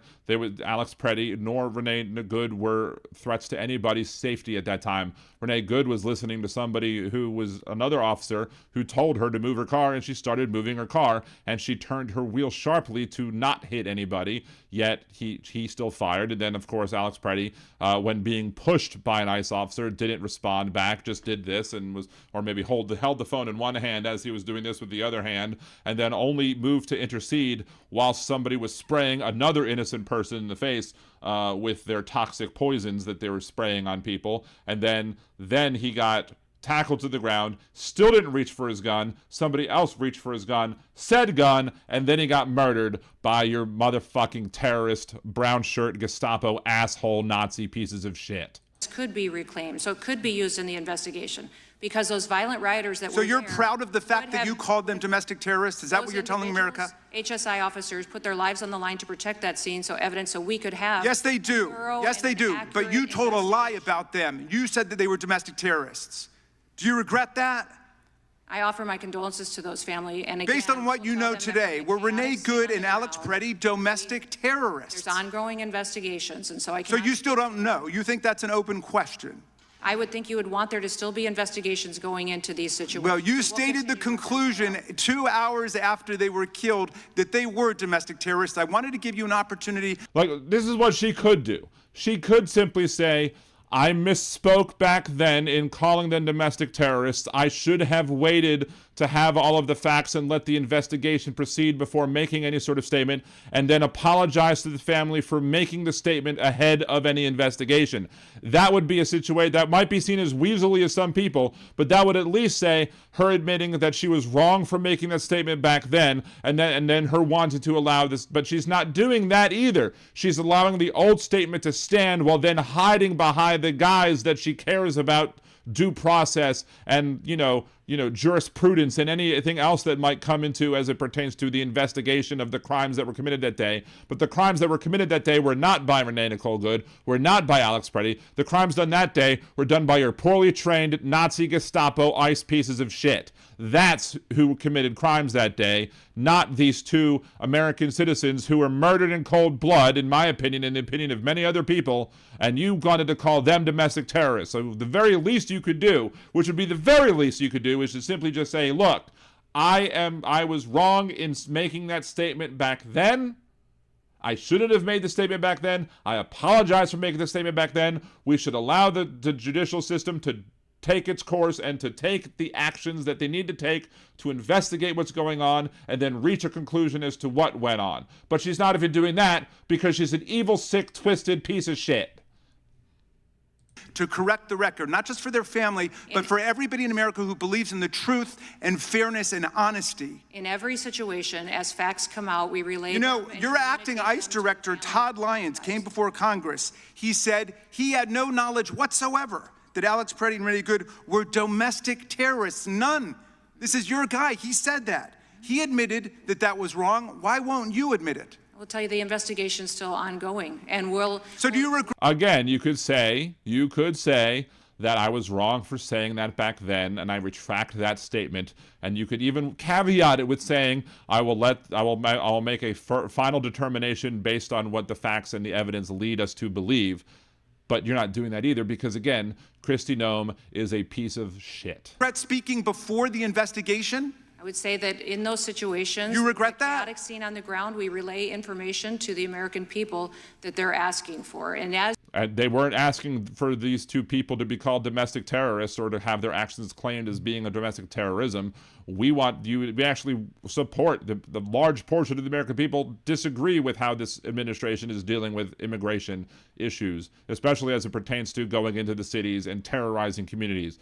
The majority of the people don't support you and what you're doing here. So if you wanted to bring up the appeal to popularity card, you're not very popular right now, you piece of crap. Things change, situations. Oh, wait, I might get put on some list for saying that. Oh, wait, I don't give fucking shit about whether or not they put me on a goddamn list over criticizing this administration and their activities when it comes to deportations and the maltreatment of citizens and non-citizens alike.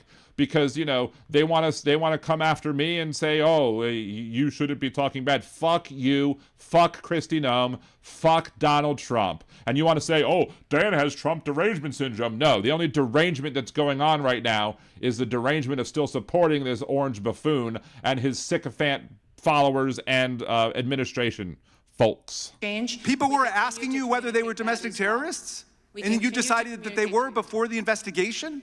As we learn more, You don't want to say anything to their families? I did. I said condolences. For what? Oh, I said condolences. I feel sorry that your families died, but I'm not sorry for calling them domestic terrorists when I didn't have enough information. How about an apology for what you said about their loved ones? My heart is with them, and we will continue to stand. You don't have a heart. That's another, you're just lying under oath right now by claiming that your heart is with them because you don't have a fucking heart.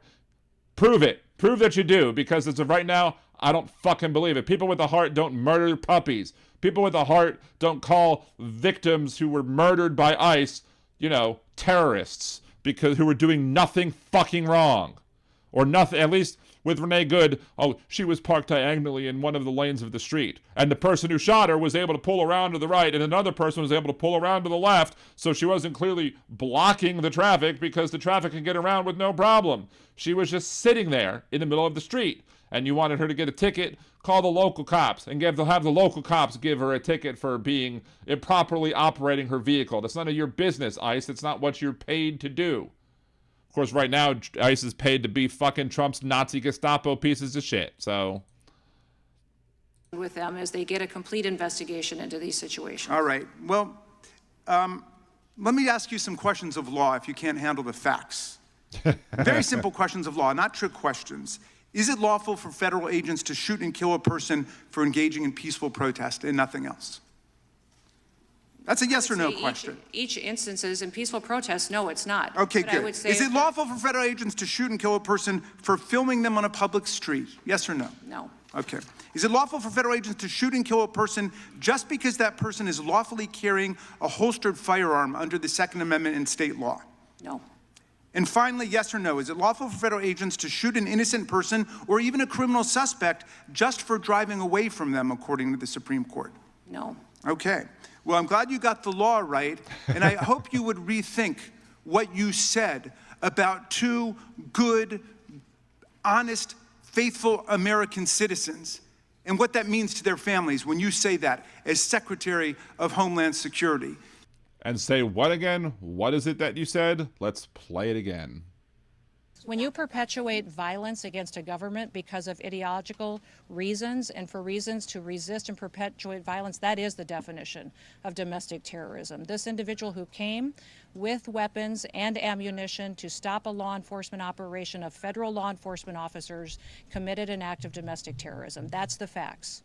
What was that again? This individual who came with weapons and ammunition to stop a law enforcement operation of federal law enforcement officers committed an act of domestic terrorism. That's the facts. Oh, yeah, but, condolences are good for that. If you want the Liberal Dan Radio Melt Ice shirt, because they should be melted, I just gave the link to there, because fuck ICE, abolish ICE, melt the shit out of them. This is our shirt that we have because ICE should be abolished, and the best way to get rid of ICE is to melt it. So there you go. That's up there on the Liberal Dan Radio store, which is also linked to often on every YouTube video or whatever. So if you want to support the show that way and show your detest for ICE while showing your support for the show, you can do that as well. So anyway, let's go ahead. It's 10 o'clock, and this is a long ass video. We may do we want to do this today or do we want to do this another day? I don't know. I do have a guest planned tomorrow. Let's start a little bit at least of this, and we'll see what Carolyn Levitt has to say, and we'll see how much we get into this, and maybe we'll do it tomorrow as well after my guest. So let's go ahead and do a little bit of Ms. Levitt today. Briefing members of the media today, March 4th, 2026. Under the leadership of President Donald J. Trump, she's already lying because there's no leadership there. But rogue Iranian terrorist regime is being absolutely crushed. 47 as are innocent people who, they don't give a shit about bombing. And, you crush the administration of Iran, and nobody's crying over the people who were in charge of Iran being offed because they're terrible, horrible people, or they were terrible, horrible people. But, then why do you need to keep bombing them for, 4 weeks now? Or they said 4 weeks or maybe longer. They didn't quite yet say indefinitely that I've caught, but at least 4 weeks, maybe more. years of tolerating and enabling the world's leading state sponsor of terrorism are over. Iran. Nobody was doing that. Nobody was tolerating it. In fact, we had systems set up, and I have a video. There's a video about that's coming on Liberal Dan U that actually is going to be talking about why the Iran deal wasn't the straw man that these idiots are erecting it to be. Murderous terrorist leaders are paying for their crimes against America, and they are paying in blood.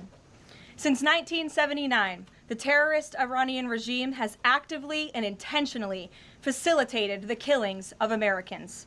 They chant death to America and fund other... And bombing a bunch of kids that's at a school is going to make them want to scream death to America less? Huh? Radical terrorists who attack our country and are seeking to destroy Western civilization itself.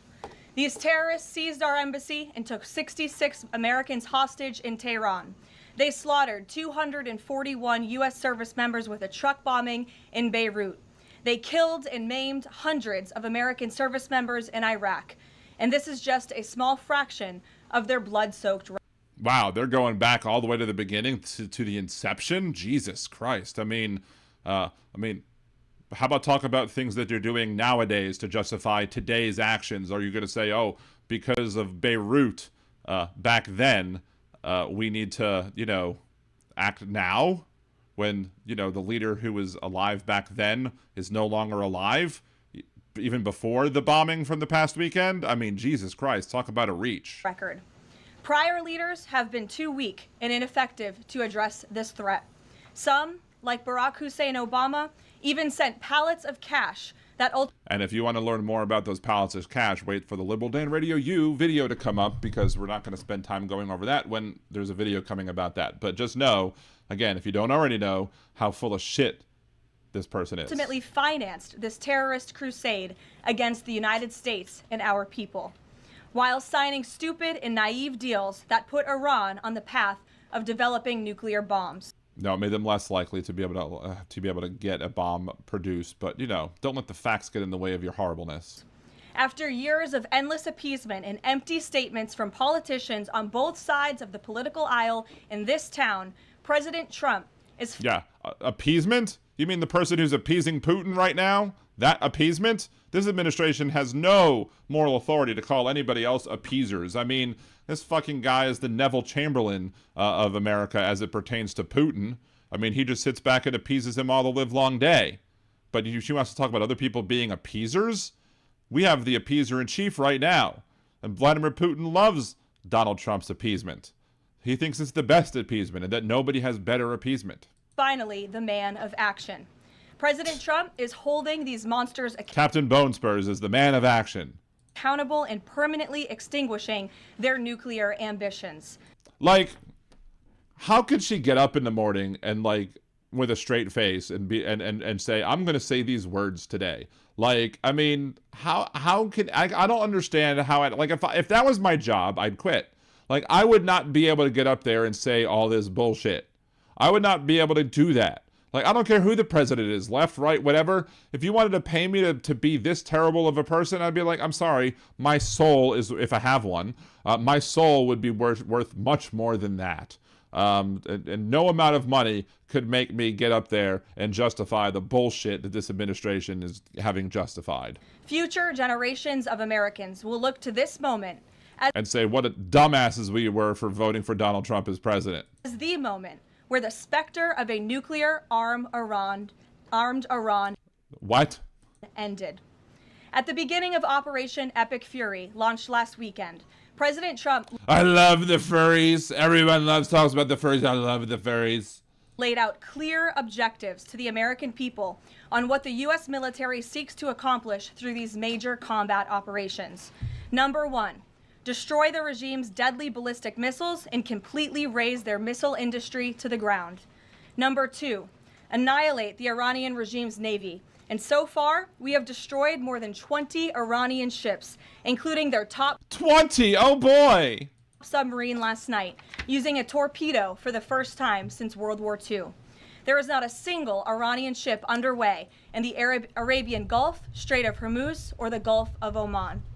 Number three, Operation Epic Fury will ensure the regime's terrorist proxies in the region can no longer destabilize.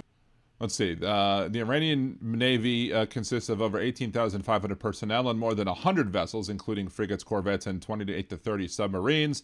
It operates alongside the IRGC Navy, IRGCN, which focuses on asymmetric warfare with thousands of speedboats. And I'm wondering, how many of the ships, and she's talked about all of the ships that were sunk, how many of what we've sunk is part of the 100, and how many is part of the thousands of speedboats? Because to me, it's these conservatives like to talk about how large and big the Chinese Navy is, but in doing so, they talk about all the little dinghies that they have running around doing border patrol. Like, so they have the largest navy in the world by actual number of hulls in the water, but a lot of those hulls are tiny, teeny little ships and not anything substantial as it pertains to a threat to American security and safety.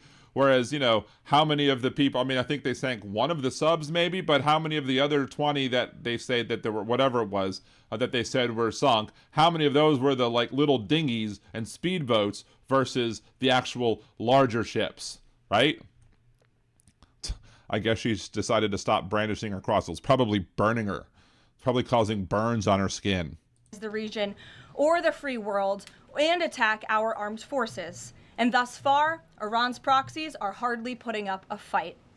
Number 4, this mission will guarantee that Iran can never obtain a nuclear weapon. It's safe to until we have to bomb them 2 months from now. Say that thus far, Operation Epic Fury has been a resounding success. American forces have struck more than 2,000 targets, destroying hundreds and hundreds of ballistic missiles, launchers, and murdering kids, and drones.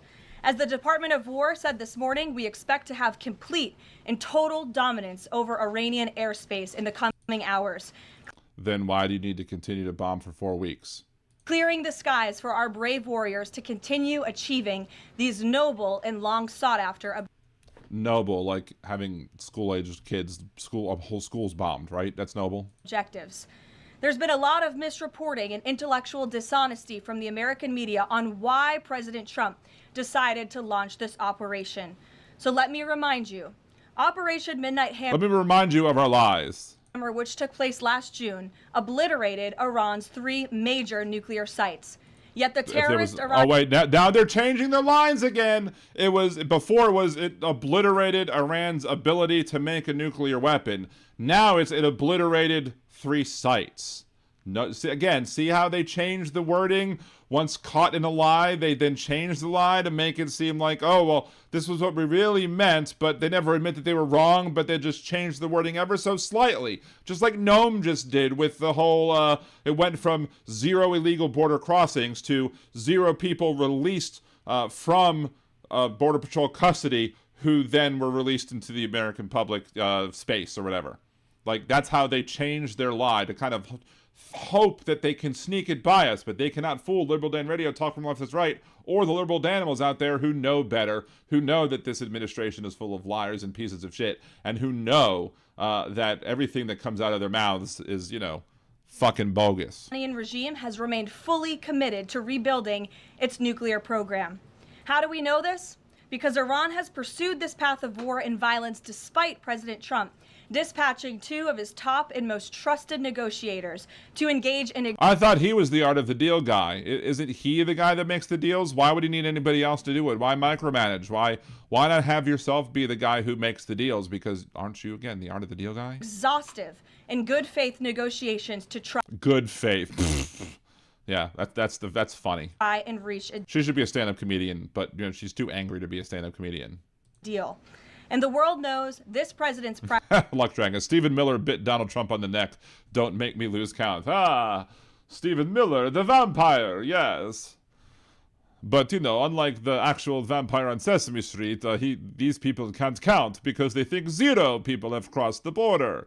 And once you start counting the actual people, it goes against their lies. Like 1 border crossing. 2 border crossings. They're like, no, we have to fire him. We have to get rid of him. He's not a good vampire. He doesn't even count. I believe you. Believe you me that he does count. Reference is always peace and diplomacy first. Yeah, so he's a man of peace. Go watch my video on that one. Look no further than the 8 additional global conflicts he has ended. What are you at, 16, Luck Dragon? There's 17. Or you're at 17 or 18, 19. Year as proof. Unfortunately, the terrorist Iranian regime refused. Does Carolyn Levitt look a lot like Erica Kirk? I mean, were they separated at birth? I mean, I'm just kind of seeing that, right? I mean, they look very similar. I mean, there's a reason, right? To negotiate in good faith. They chose this path of violence and destruction. You can't negotiate with people in good faith who have proved themselves to be incapable of negotiating in good faith, a.k.a. Trump He does not negotiate in good faith. So how can you expect anybody to negotiate in good faith? And they are reaping the consequences of their horrible decision.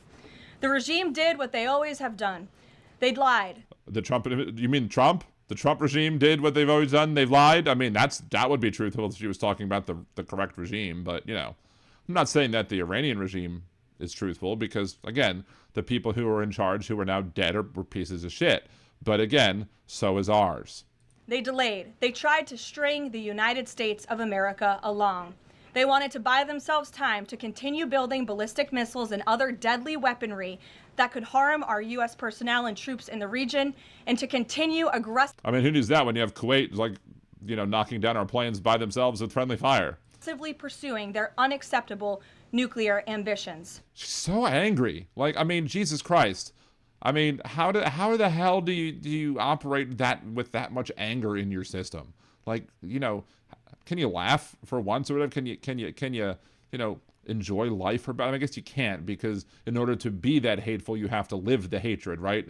Maybe she's like a method actor, even though she's not acting. Like how method actors, like, you know, just go into the role. Like these people just completely absorb themselves or just bury themselves in the part, so to speak. But it's less acting and more just letting their true selves be released, right? Anyway. U.S. negotiators offered to lift crippling sanctions on Iran and even provide nuclear fuel to Iran at no cost to support a civil nuclear power program. They additionally had the opportunity to accept U.S. support as an investor in potential projects to develop peaceful. Yeah, an investor, like who would be investing in that's your goal right there, everybody. She just said the quiet part out loud. It's not that quiet anymore, but that's the goal. Is like he wanted Iran to allow, I guess, his organization to build Iranian buildings or whatever and help build the infrastructure, because he's using this presidency as a way, as just like he did the last time, as a way to make himself and his family money. That's what he does, and they're just saying that's right there. That's all you need to hear right there. You know, occasionally I mean, I'm not saying that that's not a truthful statement. Sometimes they do say truthful statements, but they just intertwine it so to make sure that you don't realize, or hope that you don't realize, that what the real purpose of these actions are not world safety, world peace, or whatever. The real reasons for these actions are to enrich Donald Trump, and that's it. That's all. That's his only motivation, is how much money can I get out of this? Nuclear energy together under a mutually agreed upon framework. Yet in response, Iran would have to forfeit their enrichment capacity once and for all. They already did, and you tore up that deal, but, you know, whatevs. But Iran rejected. They accepted none of these generous and unprecedented offers because they figured you'd be bending them over the barrel, you know. The United States. Simply put, they refused to say yes to peace. Yeah, whatever. Let Trump say actual yes to peace. This is the person, again, Donald Trump is the person who, when he didn't get the Nobel Peace Prize from the Nobel Committee, he actually said, well, I don't feel like being peaceful anymore because you didn't give me this prize. If you need the promise of a prize to make yourself peaceful, that just proves that you're not somebody who deserves the Nobel Peace Prize to begin with. Their refusal made clear that their number one priority was building a nuclear weapon with which to threaten the United States of America. Again, the country they have... Yeah, exactly, Christine. You have to add a dash of truth to make the bullshit plausible. A spoonful of sugar helps the bullshit go down. Maybe a little more than a spoonful for the bullshit, but you know. Been chanting death to for nearly 5 decades. Let me state this again clearly. Iran rejected the path of peace because the terrorist in charge of... Isn't she the president? Look. Again, I'm not somebody who speaks perfectly 100% of the time. I have stutters. I have whatever, blah, blah, blah. I have things that, you know, I'll mispronounce it. I'll have to reword or whatever. I'm not a fucking press secretary. She is. Yeah. This regime wanted to build nuclear weapons to use against Americans and our allies. I mean, that probably in and of itself a truthful statement. I mean, yes, terrorists want weapons of mass destruction so they can do terrorist things with those weapons of mass destruction. The idea that your administration is the one who could be trusted to actually prevent that is just malarkey. Trump, made the determination, a courageous determination and decision. He was so brave and courageous. Captain Bone Spurs was so courageous for making this decision and sending troops to die. That the path the United States was on with Iran had only one outcome: massive death and destruction at the hands of a nuclear-armed terroristic regime. That path of death and destruction and threats against the American people have ended with Operation. Yeah, because there was no terrorist attack over the weekend or after we, made our attack. The threats ended. Just like there are 0 illegal crossings at the southern border, right? Right, Carolyn? Operation Epic Fury.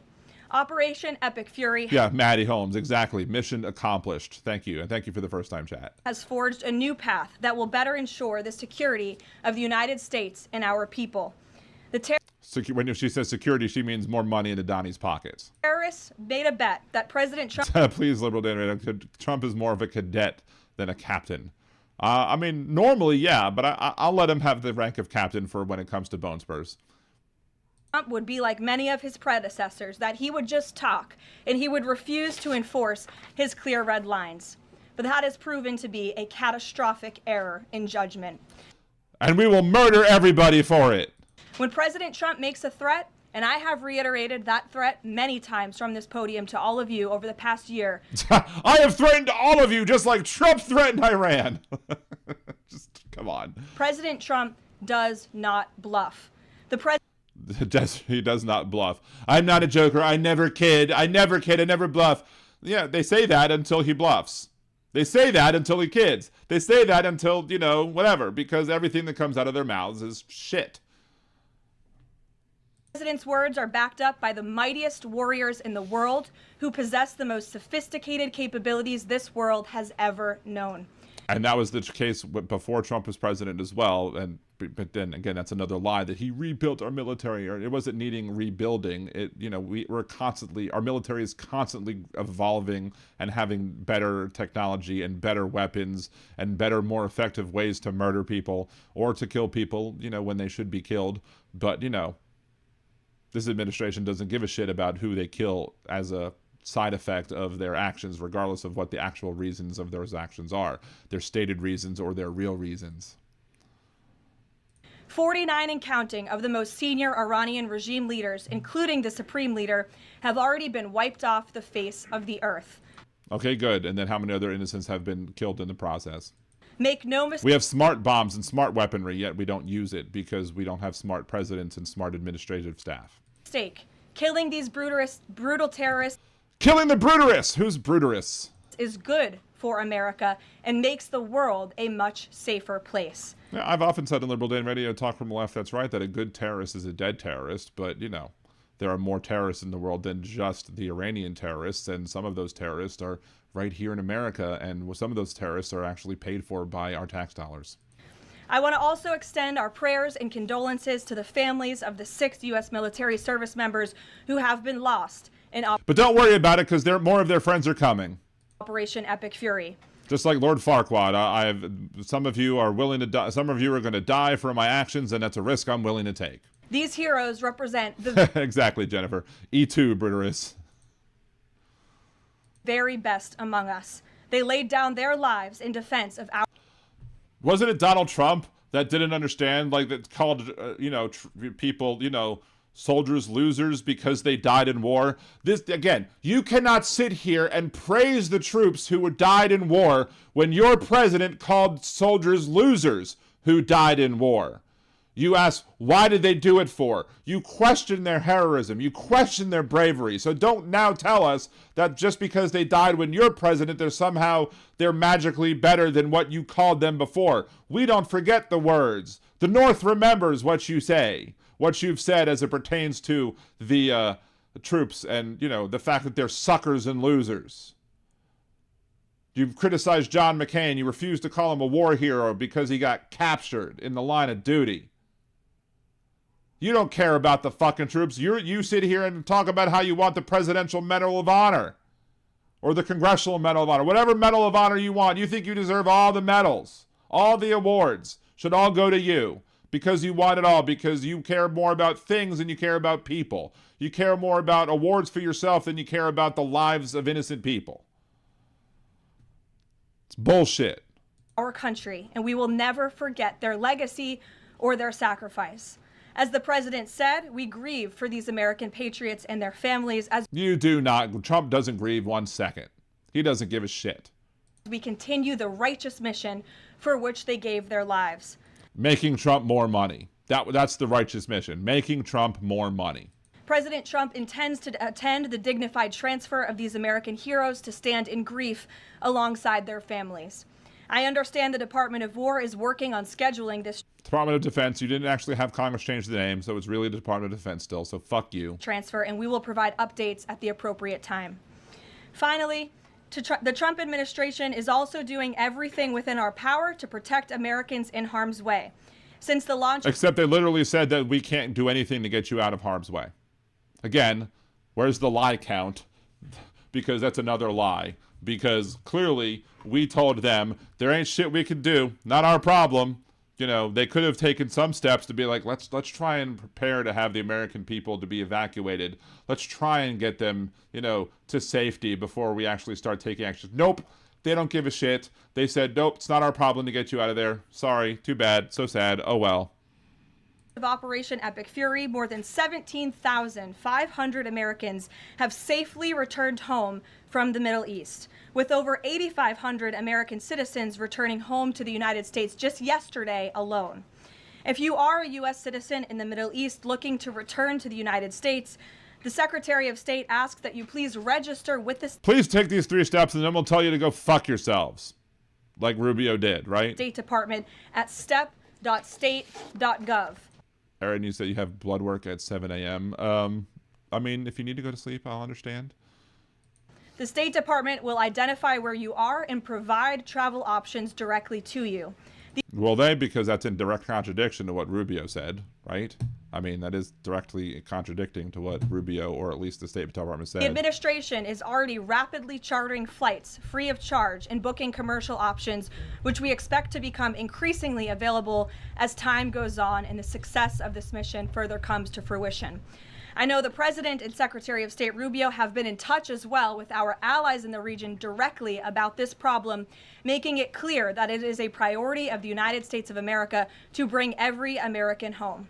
The Trump administration will not rest until every American is home safely and until the terrorist threat from Iran has been completely destroyed. With that, I'll take your questions. Eric, why don't you kick us off today? Thank you for being here. Thanks so much for having me. It's great to be here. Well, Cannon, I want to say, screw you guys, I'm going home. Oh, wait, different Eric. I'm sorry. As you mentioned, Iran's regime, its leadership has largely been decimated.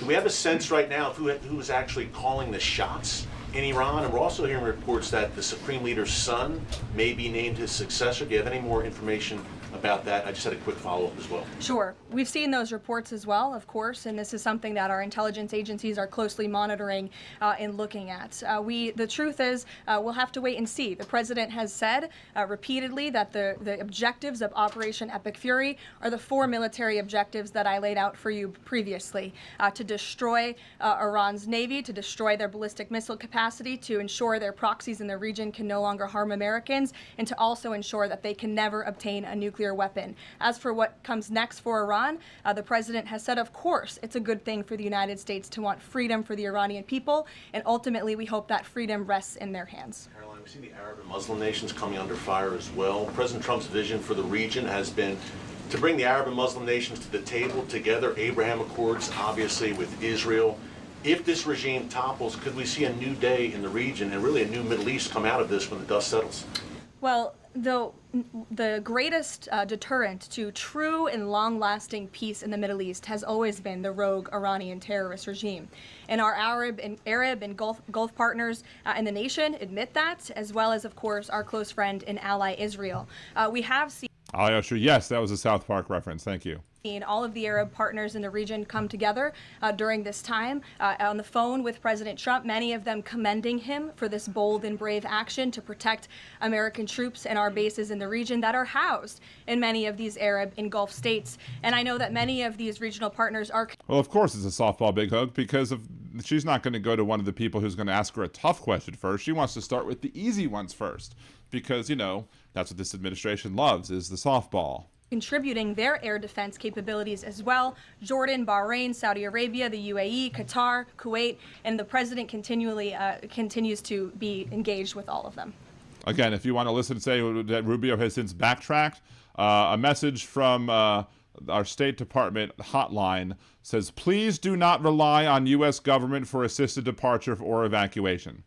That was what the State Department hotline said when it was called about that. Trump administration told Americans trying to evacuate the Middle East that they cannot rely on U.S. government assistance, despite urging Americans to depart now from 16 countries in the region as the war with Iran continues to escalate.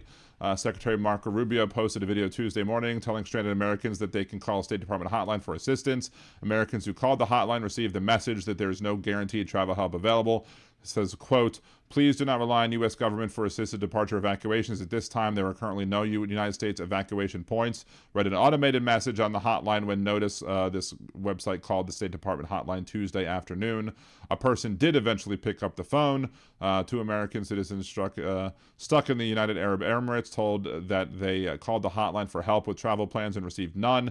Many more shared similar experiences in the replies to Rubio's video online. They are absolutely disinterested, no sense of urgency, said James Blunt, U.S. businessman who was stranded in the United Arab Emirates when Blunt called the State Department hotline Monday after seeing a warning for urgent departure.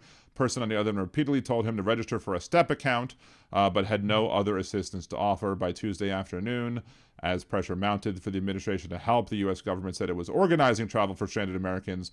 Rubio emphasized registering with STEP, yada, yada, yada. You have to register with us because as these options begin to open up, and as they open up, we'll have to be able to call you and reach you. Rubio told reporters it'll be a variety of methods, but again, that doesn't prevent stop the fact that this hotline was saying, please do not rely on the U.S. government for assisted departure or evacuation. So yeah, fuck anyone who wants to try and fact check the bullshit and fact check that afterwards that, what they actually said was, not this. Let's continue with the question and answer period of the propaganda in chief's hotline or whatever. Welcome. Garrett. Also, too, if you'll humor me. Axios, I think, was the first to report this morning this phone call between the president and Prime Minister Netanyahu, saying that Netanyahu had given the U.S. this information about where the Ayatollah would be and that he'd be with his deputies on Saturday. How important was that information in the president making the decision to strike where and when he did? I think it was important with respect to the timeline, but I think the president, prior to that phone call, had a good feeling that the Iranian regime. Yes, exactly, Janelle. That is absolutely effed up that the administration would have that message to people wanting to get the fuck out of there. Was going to strike the United States assets and our personnel in the region. And the president was faced with a choice. Does the United States of America use our military and our capabilities to strike first, to take out this threat that has been threatening our country and our people for 47 years? Or is he going to, as commander-in-chief, sit back and... Well, why didn't he do anything about it in the first term? Why did he not? If he's using the past 47 years to be, as an excuse to bomb now, why didn't he use the past 47 years, less, 8 or so, to justify attacking in the first term? Because again, their arguments never make any sense. Their arguments are never following logically after each other. Watch as the rogue Iranian regime attacks our people in the region. That's obviously an unacceptable... So Maddie Holmes, the American Foreign Service got hammered with budget cuts. And why were those budget cuts happening? Maybe Doge? Anyway, let's continue. Decision for the second choice there is unacceptable to the president, which is why he made exactly praiseworthy nonsense posing as a question. Exactly right, Big Hook. Made this decision. As for where the Ayatollah was going to be, that obviously had an impact on the timeline of the operation, but not quite the president's decision in its entirety. And then on the way the public is viewing this, we were sitting here last week. I asked you if the president was going to make this a big part of the State of the Union, if he felt like he had to sell the possibility that he'd do strikes like this.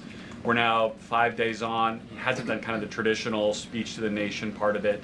Does the president believe the country supports the actions that he's taken so far in Iran? Oh, I'm sure she's going to say yes, even if they don't. I think he does. And I think the president knows the country is smart enough to read past many of the fake news headlines.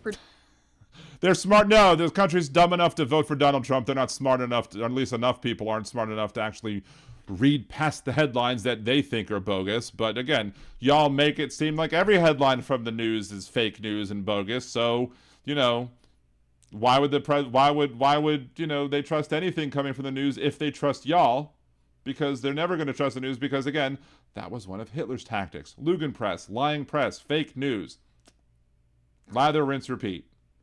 Produced by people in this room that this action was unjustifiable. Again, this is a rogue terrorist regime that has been threatening the United States, our allies, and our people for 47 years. And the American people are smart enough to know that. And they've also been smart enough to listen to the president himself.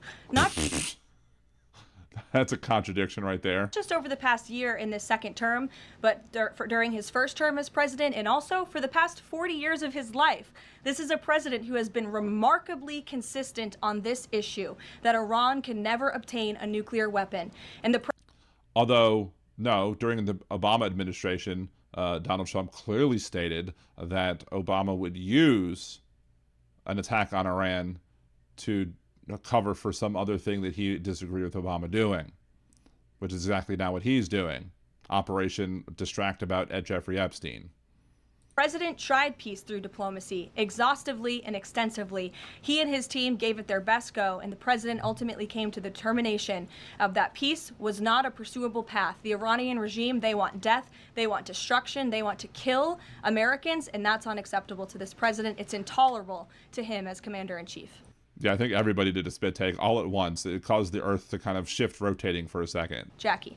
Thank you, Caroline. Obviously seen the update from the State Department on the 17,500 Americans that have already come back, including some 8,000 just yesterday. There are still 6,000 that are looking to get out, as I understand it. And just in the context of what you just told Garrett about the president's decision on a timeline, if he had decided to do this strike before receiving, the specific intelligence about the meeting on Saturday, should there have been more done in advance of the strikes to try to get those Americans in the region? I mean, yes, but let's listen to the bullshit answer that Carolyn's going to give us. Resources and information to get home before day 3 of the war. There was many signs put out by the State Department, and I wish that everyone in this room would report on them. Signs everywhere, a sign. Sorry. The Secretary of State issued level 4 travel advisories dating back to January for many of these countries in the region. On January 14th, the U.S. mission to Saudi Arabia advised personnel and Americans to exercise increased caution and limit That's not get the fuck out of there, though. That's not get out, do it now! non-essential travel to any military installations. On February 11th, the U.S. Department of State Consular Affairs shared a list of countries. Yeah, exactly, Blue Salmi. Next question.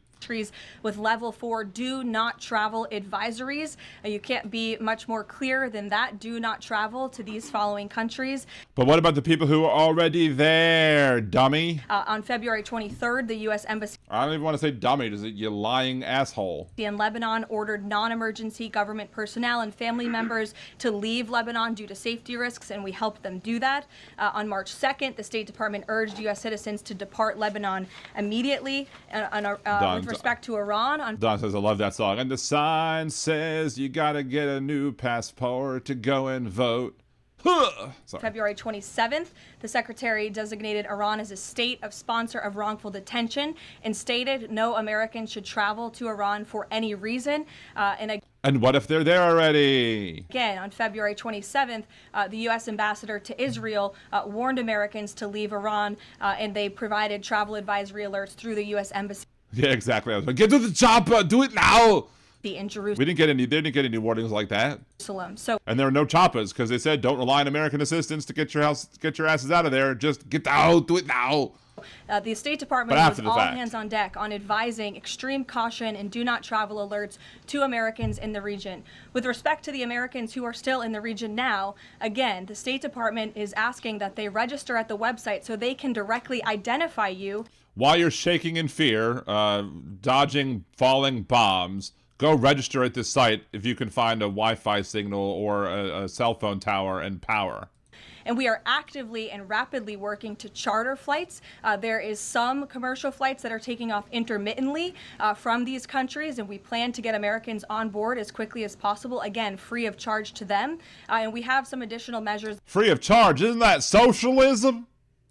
that I think will be announced in the coming days. Again, I can also reiterate from the president's perspective, this is something he's brought up directly with our allies and partners in the region, that we expect their help in getting Americans home, and we will do that, and we will not rest until But they would already have the help if he was the art of the deal guy, but he's not the art of the deal guy. He's the art of the con guy. every single American is returned home Exactly, Don. What if you don't have internet? safely. Thank you. And then one follow-up just on how people might be experiencing this at home. With respect to the economy and the cost of oil spiking, is there a need to start those Navy escorts? Thank you, Josh. Dan says Dan does a pretty good Arnold. I mean, I think I do a better Arnold than I do a Trump. In the Strait of Hormuz now to sort of blunt the impact to people, and also because Spain is a member of the EU, does that at all put a wrinkle in the president's plan for a trade embargo with them? With respect to Spain, I think they heard the president's message yesterday loud and clear, and it's my understanding over the past several hours they've agreed to cooperate with the U.S. military, and so I know that. I mean, let's talk about that a second, because Spain was that press conference or whatever that he gave with, was it someone from Germany? I don't know if it's German chancellor or whatever, or whoever it was from Germany that he was speaking with, whatever. He basically said something to the effect of, if Spain doesn't want to let us use their airfields, we're just going to use it anyway, because what are they going to do? Tell us no. Like, that's what fucking bullies do. That's what, I mean, he doesn't even understand. And again, that's not the art of the deal. That's just the art of being a bully. So the U.S. military is coordinating with their counterparts in Spain, but the president expects all of our European allies, of course, to cooperate in this long sought-after mission, not just for the United States, but also for Europe, to crush the rogue Iranian regime that, again, not only threatens America, but also threatens our European allies. I never noticed that she says threatens until today. Like, you'd think that, if it was a Democrat up there, if Biden's press secretary had said threatens, they'd be all talking about her speaking in Ebonics. But when she does it,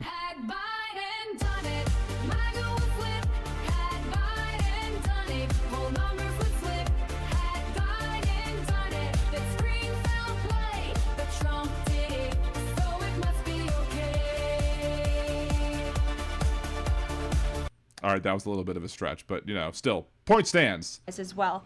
With respect to oil prices and the economy here at home, of course, this is something that Secretary Bessent, Secretary Wright, the National Economic Council of Energy, that is led by Secretary Burgum, has been long working on and well in advance. Yesterday, President Trump announced the U.S. Secretary Birder, I love birders, all the ham birders, chi birders, all the other birders, I love the birders. Development Finance Corporation will provide political risk insurance at a very reasonable price for crude carriers and cargo ships operating in and around the Gulf. And as you pointed, for the low price of $1 billion. And then, I'm sure Trump will figure out a way to try and get a cut from that insurance too. Out, Jackie, the president said if necessary and when appropriate, the U.S. Navy will begin escorting tankers through the Strait of Hormuz. I think it speaks to why this action was so necessary, that ultimately the energy industry is going to benefit from the president's actions with respect to Iran. How?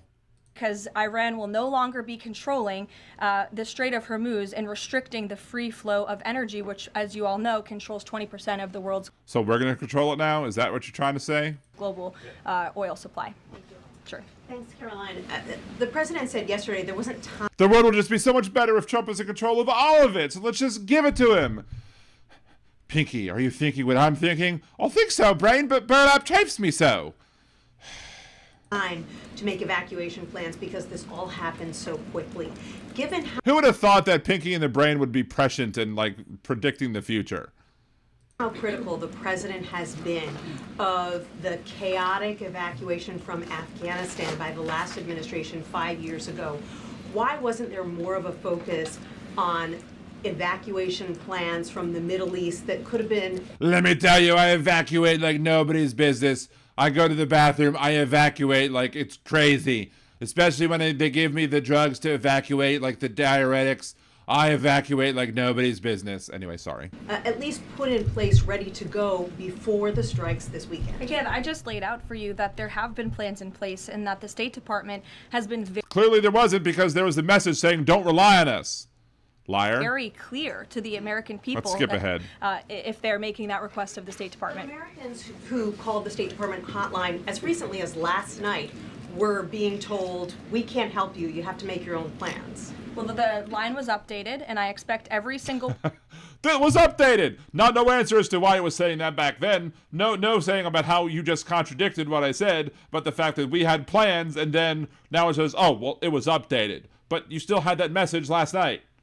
Fuck off, you lying person a-hole. in this room to report on that accurately, so that information can be relayed appropriately to your audiences and to the American people. I think as journalists, you all have a responsibility to let them know that the line has been updated accordingly with the proper guidance, because I saw many people in this room very quick to do selfie videos with the line yesterday, but not so quick to report on the corrected message today.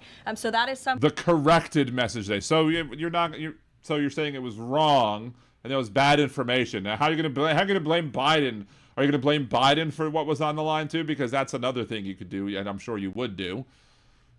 The administration quickly worked to address, and we have fixed that problem. However, we're also pointing to people to the website, again, to register so that we know exactly where you are. So when there are commercial flights moving into that area, when there are chartered flights moving into that area, we can get Americans on planes as quickly as possible. Do you have any details on Which probably would require boots on the ground.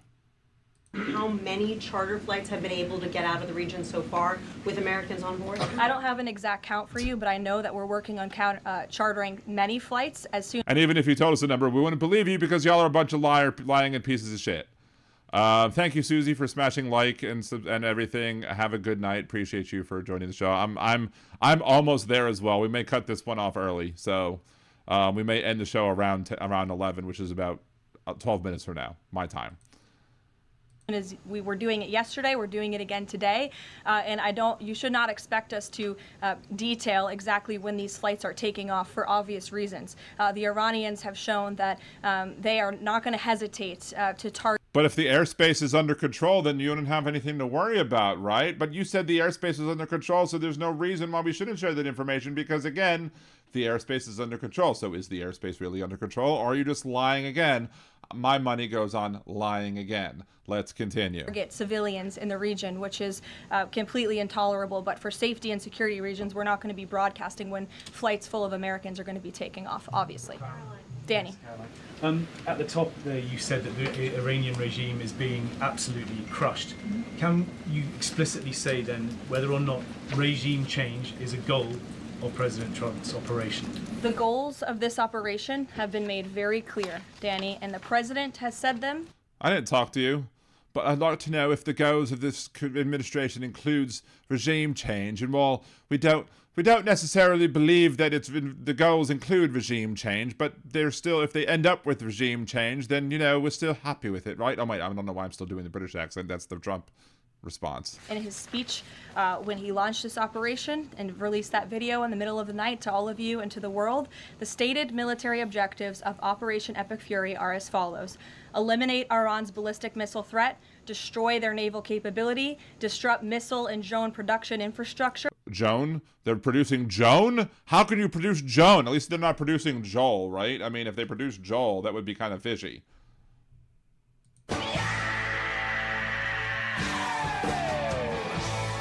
Sever their pathway and end their pathway to nuclear weapons.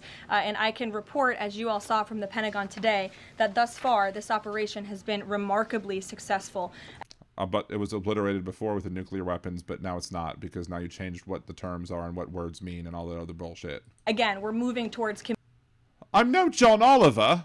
How dare you say that I'm no John Oliver? Complete and total control of Iranian airspace. We have continuous 24/7 strike operations ongoing. We've had more than 2,000 targets that have been struck. Nearly 2,000 munitions have been employed. The first 24 hours of this campaign. We've launched so many munitions like nobody believes. You'll never believe how many munitions we've launched. And that they've launched and we've knocked down and we've taken out. You won't believe it. And the reason you can't believe it, like nobody believes, is because nobody believes what we say because we're full of shit.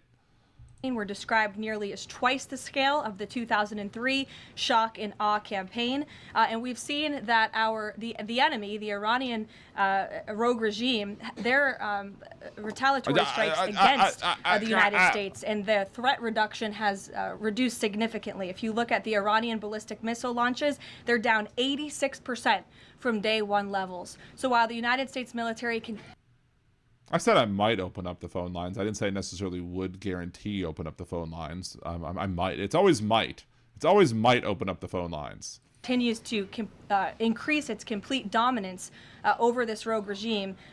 They are weakening day by day. Regime change is not a phrase that you would want to use. Again, Operation Epic Fury, I just detailed the goal.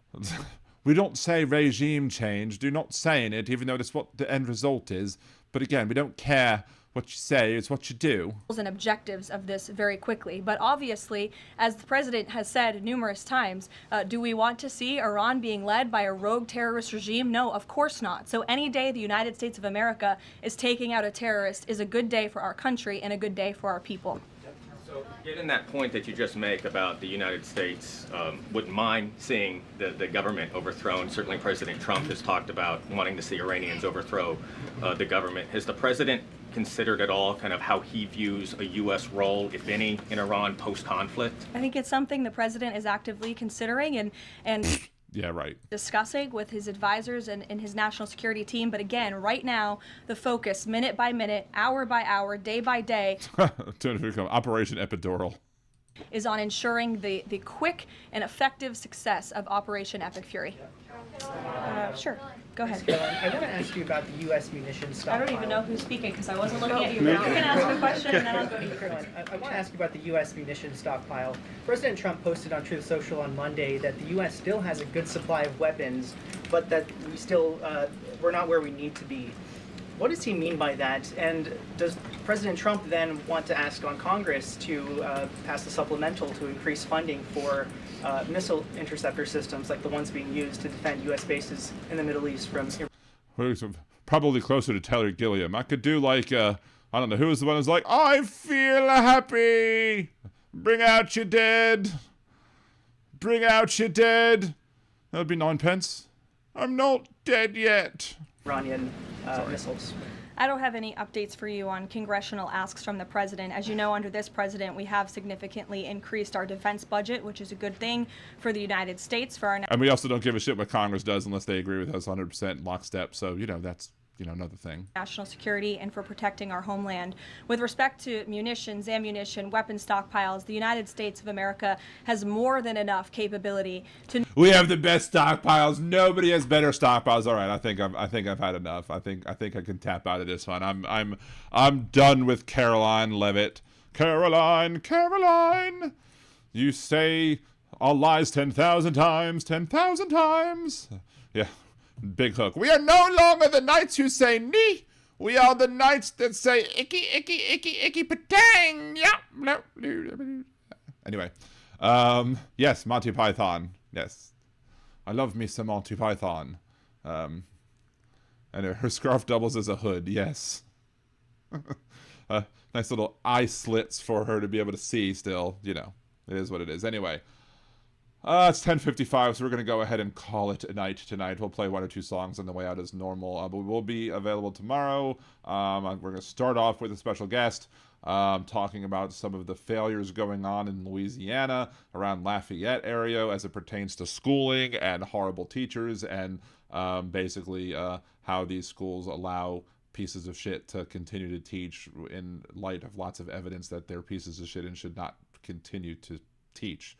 As long as you toe the line, I guess that's important to them. They won't want to listen to teachers' unions or anything like that because they hate teachers' unions, but they'll sure as hell love teachers who are pieces of hot garbage. So anyway, you must bring us another strawberry, says 250 kilo ohm. So yes, I could get down that rabbit hole all night long, but instead of going down that rabbit hole, I would just simply say thank you for watching Liberal Dan Radio Talk from Left. That's right. If you have not gone over to Instagram and liked the video over there, please make sure and do so. Please make sure to share it with your friends. Either repost it on Instagram, share it to your other social media, say, hey, look, We need likes on this video. We're trying to get up to 100 by the end of tomorrow so that we can make sure that Dan can be one of the top 10 videos in this contest. So we will see you again tomorrow, 8 p.m. Central for Liberal Dan Radio. Talk from left, that's right. Until then, thank you so much. Have a great one. We'll talk to you later. Peace.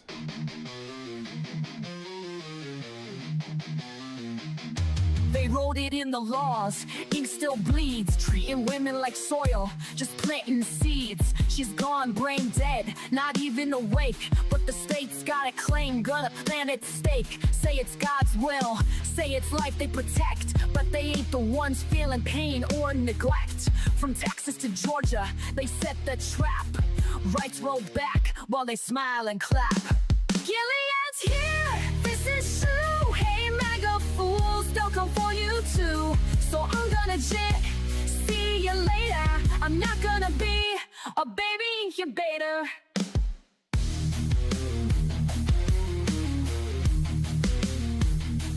This ain't pro-life, it's control and shame. They don't care if she's gone, just playing a game. Keep her hooked to machines, cold and still. Just a vessel to them, not a human with will. No consent, no voice, no chance to resist. Just laws in place, written with a clenched fist. Hospitals scared, judges playing God. Bodies ain't temples, just stay on pods. Gilead's here, this is true. Hey, MAGA fools, they'll come for you too. So I'm gonna jet, see you later. I'm not gonna be a baby incubator. Bands in the dark, they don't care who it kills. Sacking courts while they strip out all of your wills. But we'll fight back, march loud, burn bright. Cause this ain't the end, it's the start of the fight. Gilead's here, ain't no grace. And those leopards are coming to eat your face. So I'm gonna jet, see you later. I'm not gonna be a baby incubator. Not gonna be a baby incubator. Not gonna be a baby incubator.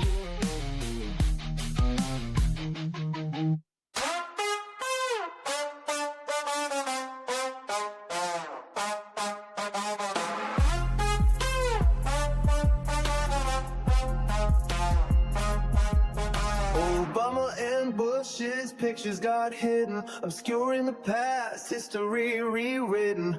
Hung in a hallway where no door can see, confirming his unending fragility. If Trump can't see it, you must not exist. That also includes the Epstein list. Object permanent, a milestone missed. If Trump can't see it, he must not exist.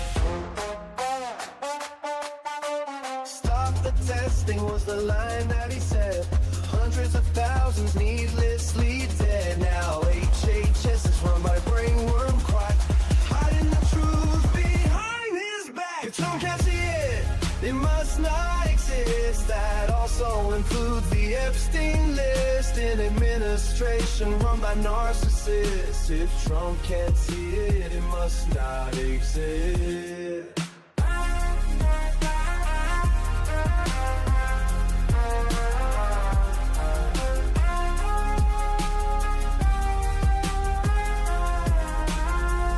Of documents stacked floor to the wall, top secret folders in a bathroom stall. Charges were pressed, but the case was dropped. A corrupt judicial system he can co-opt. If Trump can't see it, it must not exist. That also includes the Epstein list. He'll swear it's fake news, a liberal twist. If Trump can't see it, it must not exist.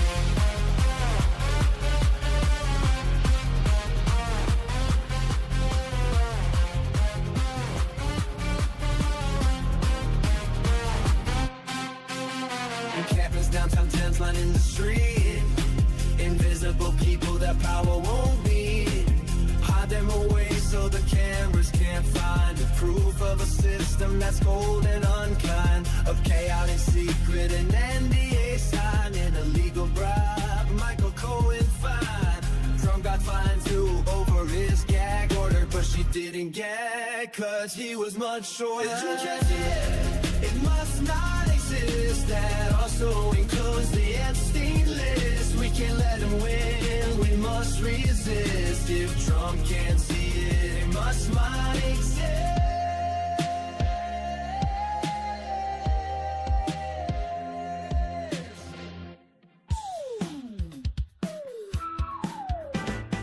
Gather round everyone and I'll tell you a tale about an orange-faced buffoon who should be in a jail. When people say he's done something that goes beyond the pale, he will shake his head and give this answer without fail. A hoax, he says it's all a hoax. When at a press conference or with misspelled keystrokes, he says he tells no lies and that he never jokes. Confronting with the truth, he'll say it's all a hoax. A modern Don Quixote, he hates the windmills, claiming to protect the birds and whales he says they kill. But don't believe that story, it's really just a shill. He just did not want to see them wild golfing on Scottish hills. A hoax, he said it's all a hoax. When at a press conference or with misspelled keystrokes, changing a storm path with black marker strokes. Confronted with the truth, to say it's all a hoax. Casting mail-in ballots is something that he's done. Now he wants to ban them for each and every one. He claims it for integrity in each election, but he won't believe the results unless it's him that's won. A hoax, he says it's all a hoax. When at a press conference or with misspelled keystrokes, they'll fool you with distractions like real sugar in Cokes. Confronting with the truth, he'll say it's all a hoax. He promised to release all the Epstein files that caused all the MAGA base to react with smiles. But how long has he put it off? It sure has been a while, and now he's calling this a hoax, protecting pedophiles. A hoax, he says it's all a hoax. When at a press conference or with misspelled keystrokes, he'll keep on gaslighting up until he croaks. Confronted with the truth, he'll say it's all a hoax.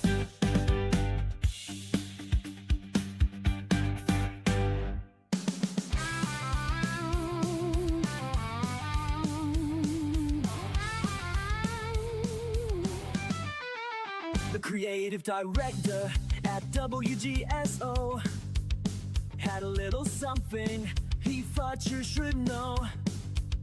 When Dan picked on his bits, Steve got real gruff.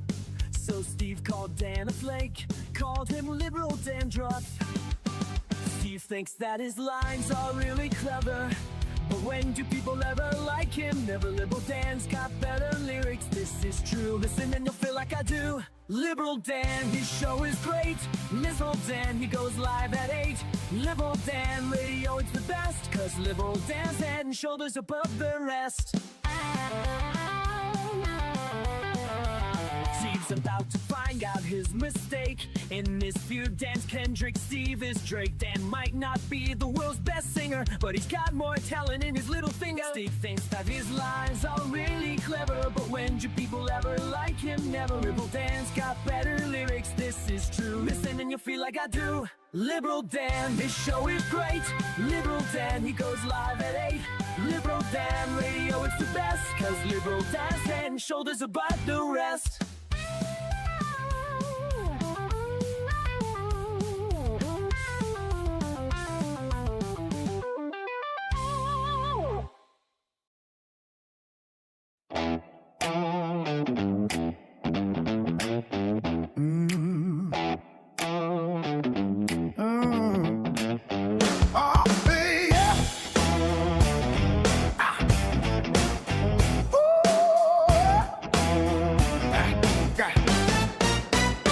He said nobody who healthcare could be so complicated. The Obamacare debate was 6 months litigated. Years of med school debt got cancer property lies.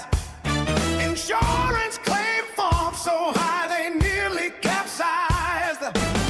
But he wouldn't know the frustration of trying to get prior authorization.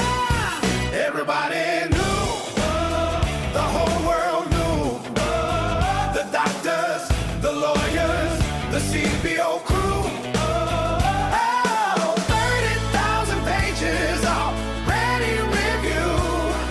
It wasn't a big secret.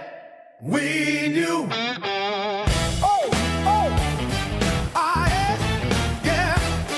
He said people don't realize Obama deported, but the porter-in-chief is what La Raza retorted. Obama went after the violent folks and felons, drunk nabbed the dishwashers and people picking melons. But Donald's argument shows that he's not very bright. If Obama made some wrongs, two wrongs don't make a right. Everybody knew, the whole world knew. Univision, AP, the fact check crew. Oh, acting all surprised that the sky is blue. It wasn't a secret. We knew. He asked who knew a virus could be so contagious. Virologist blinked at someone so outrageous. He was surprised at how many countries existed. No wonder when the virus spread, either one who missed it spread a map, slit red in every deadly hue. World Health Memo said we already knew. Everybody knew. Oh, the whole world knew. Oh, the lab coats, the leaders, and we were with the flu. Oh, the nations of the world, more than 192. It wasn't a big secret. We knew. You unveiled oxygen like contraband air. Like 60. You sat down claiming to discover chairs.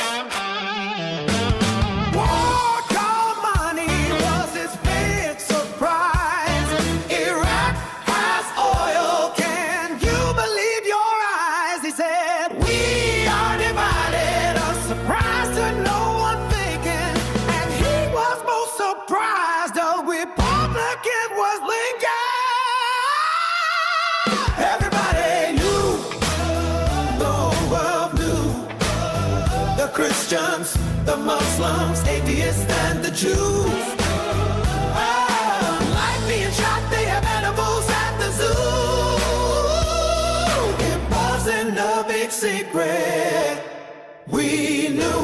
Everybody knew. Everybody knew. Everybody knew. Everybody knew.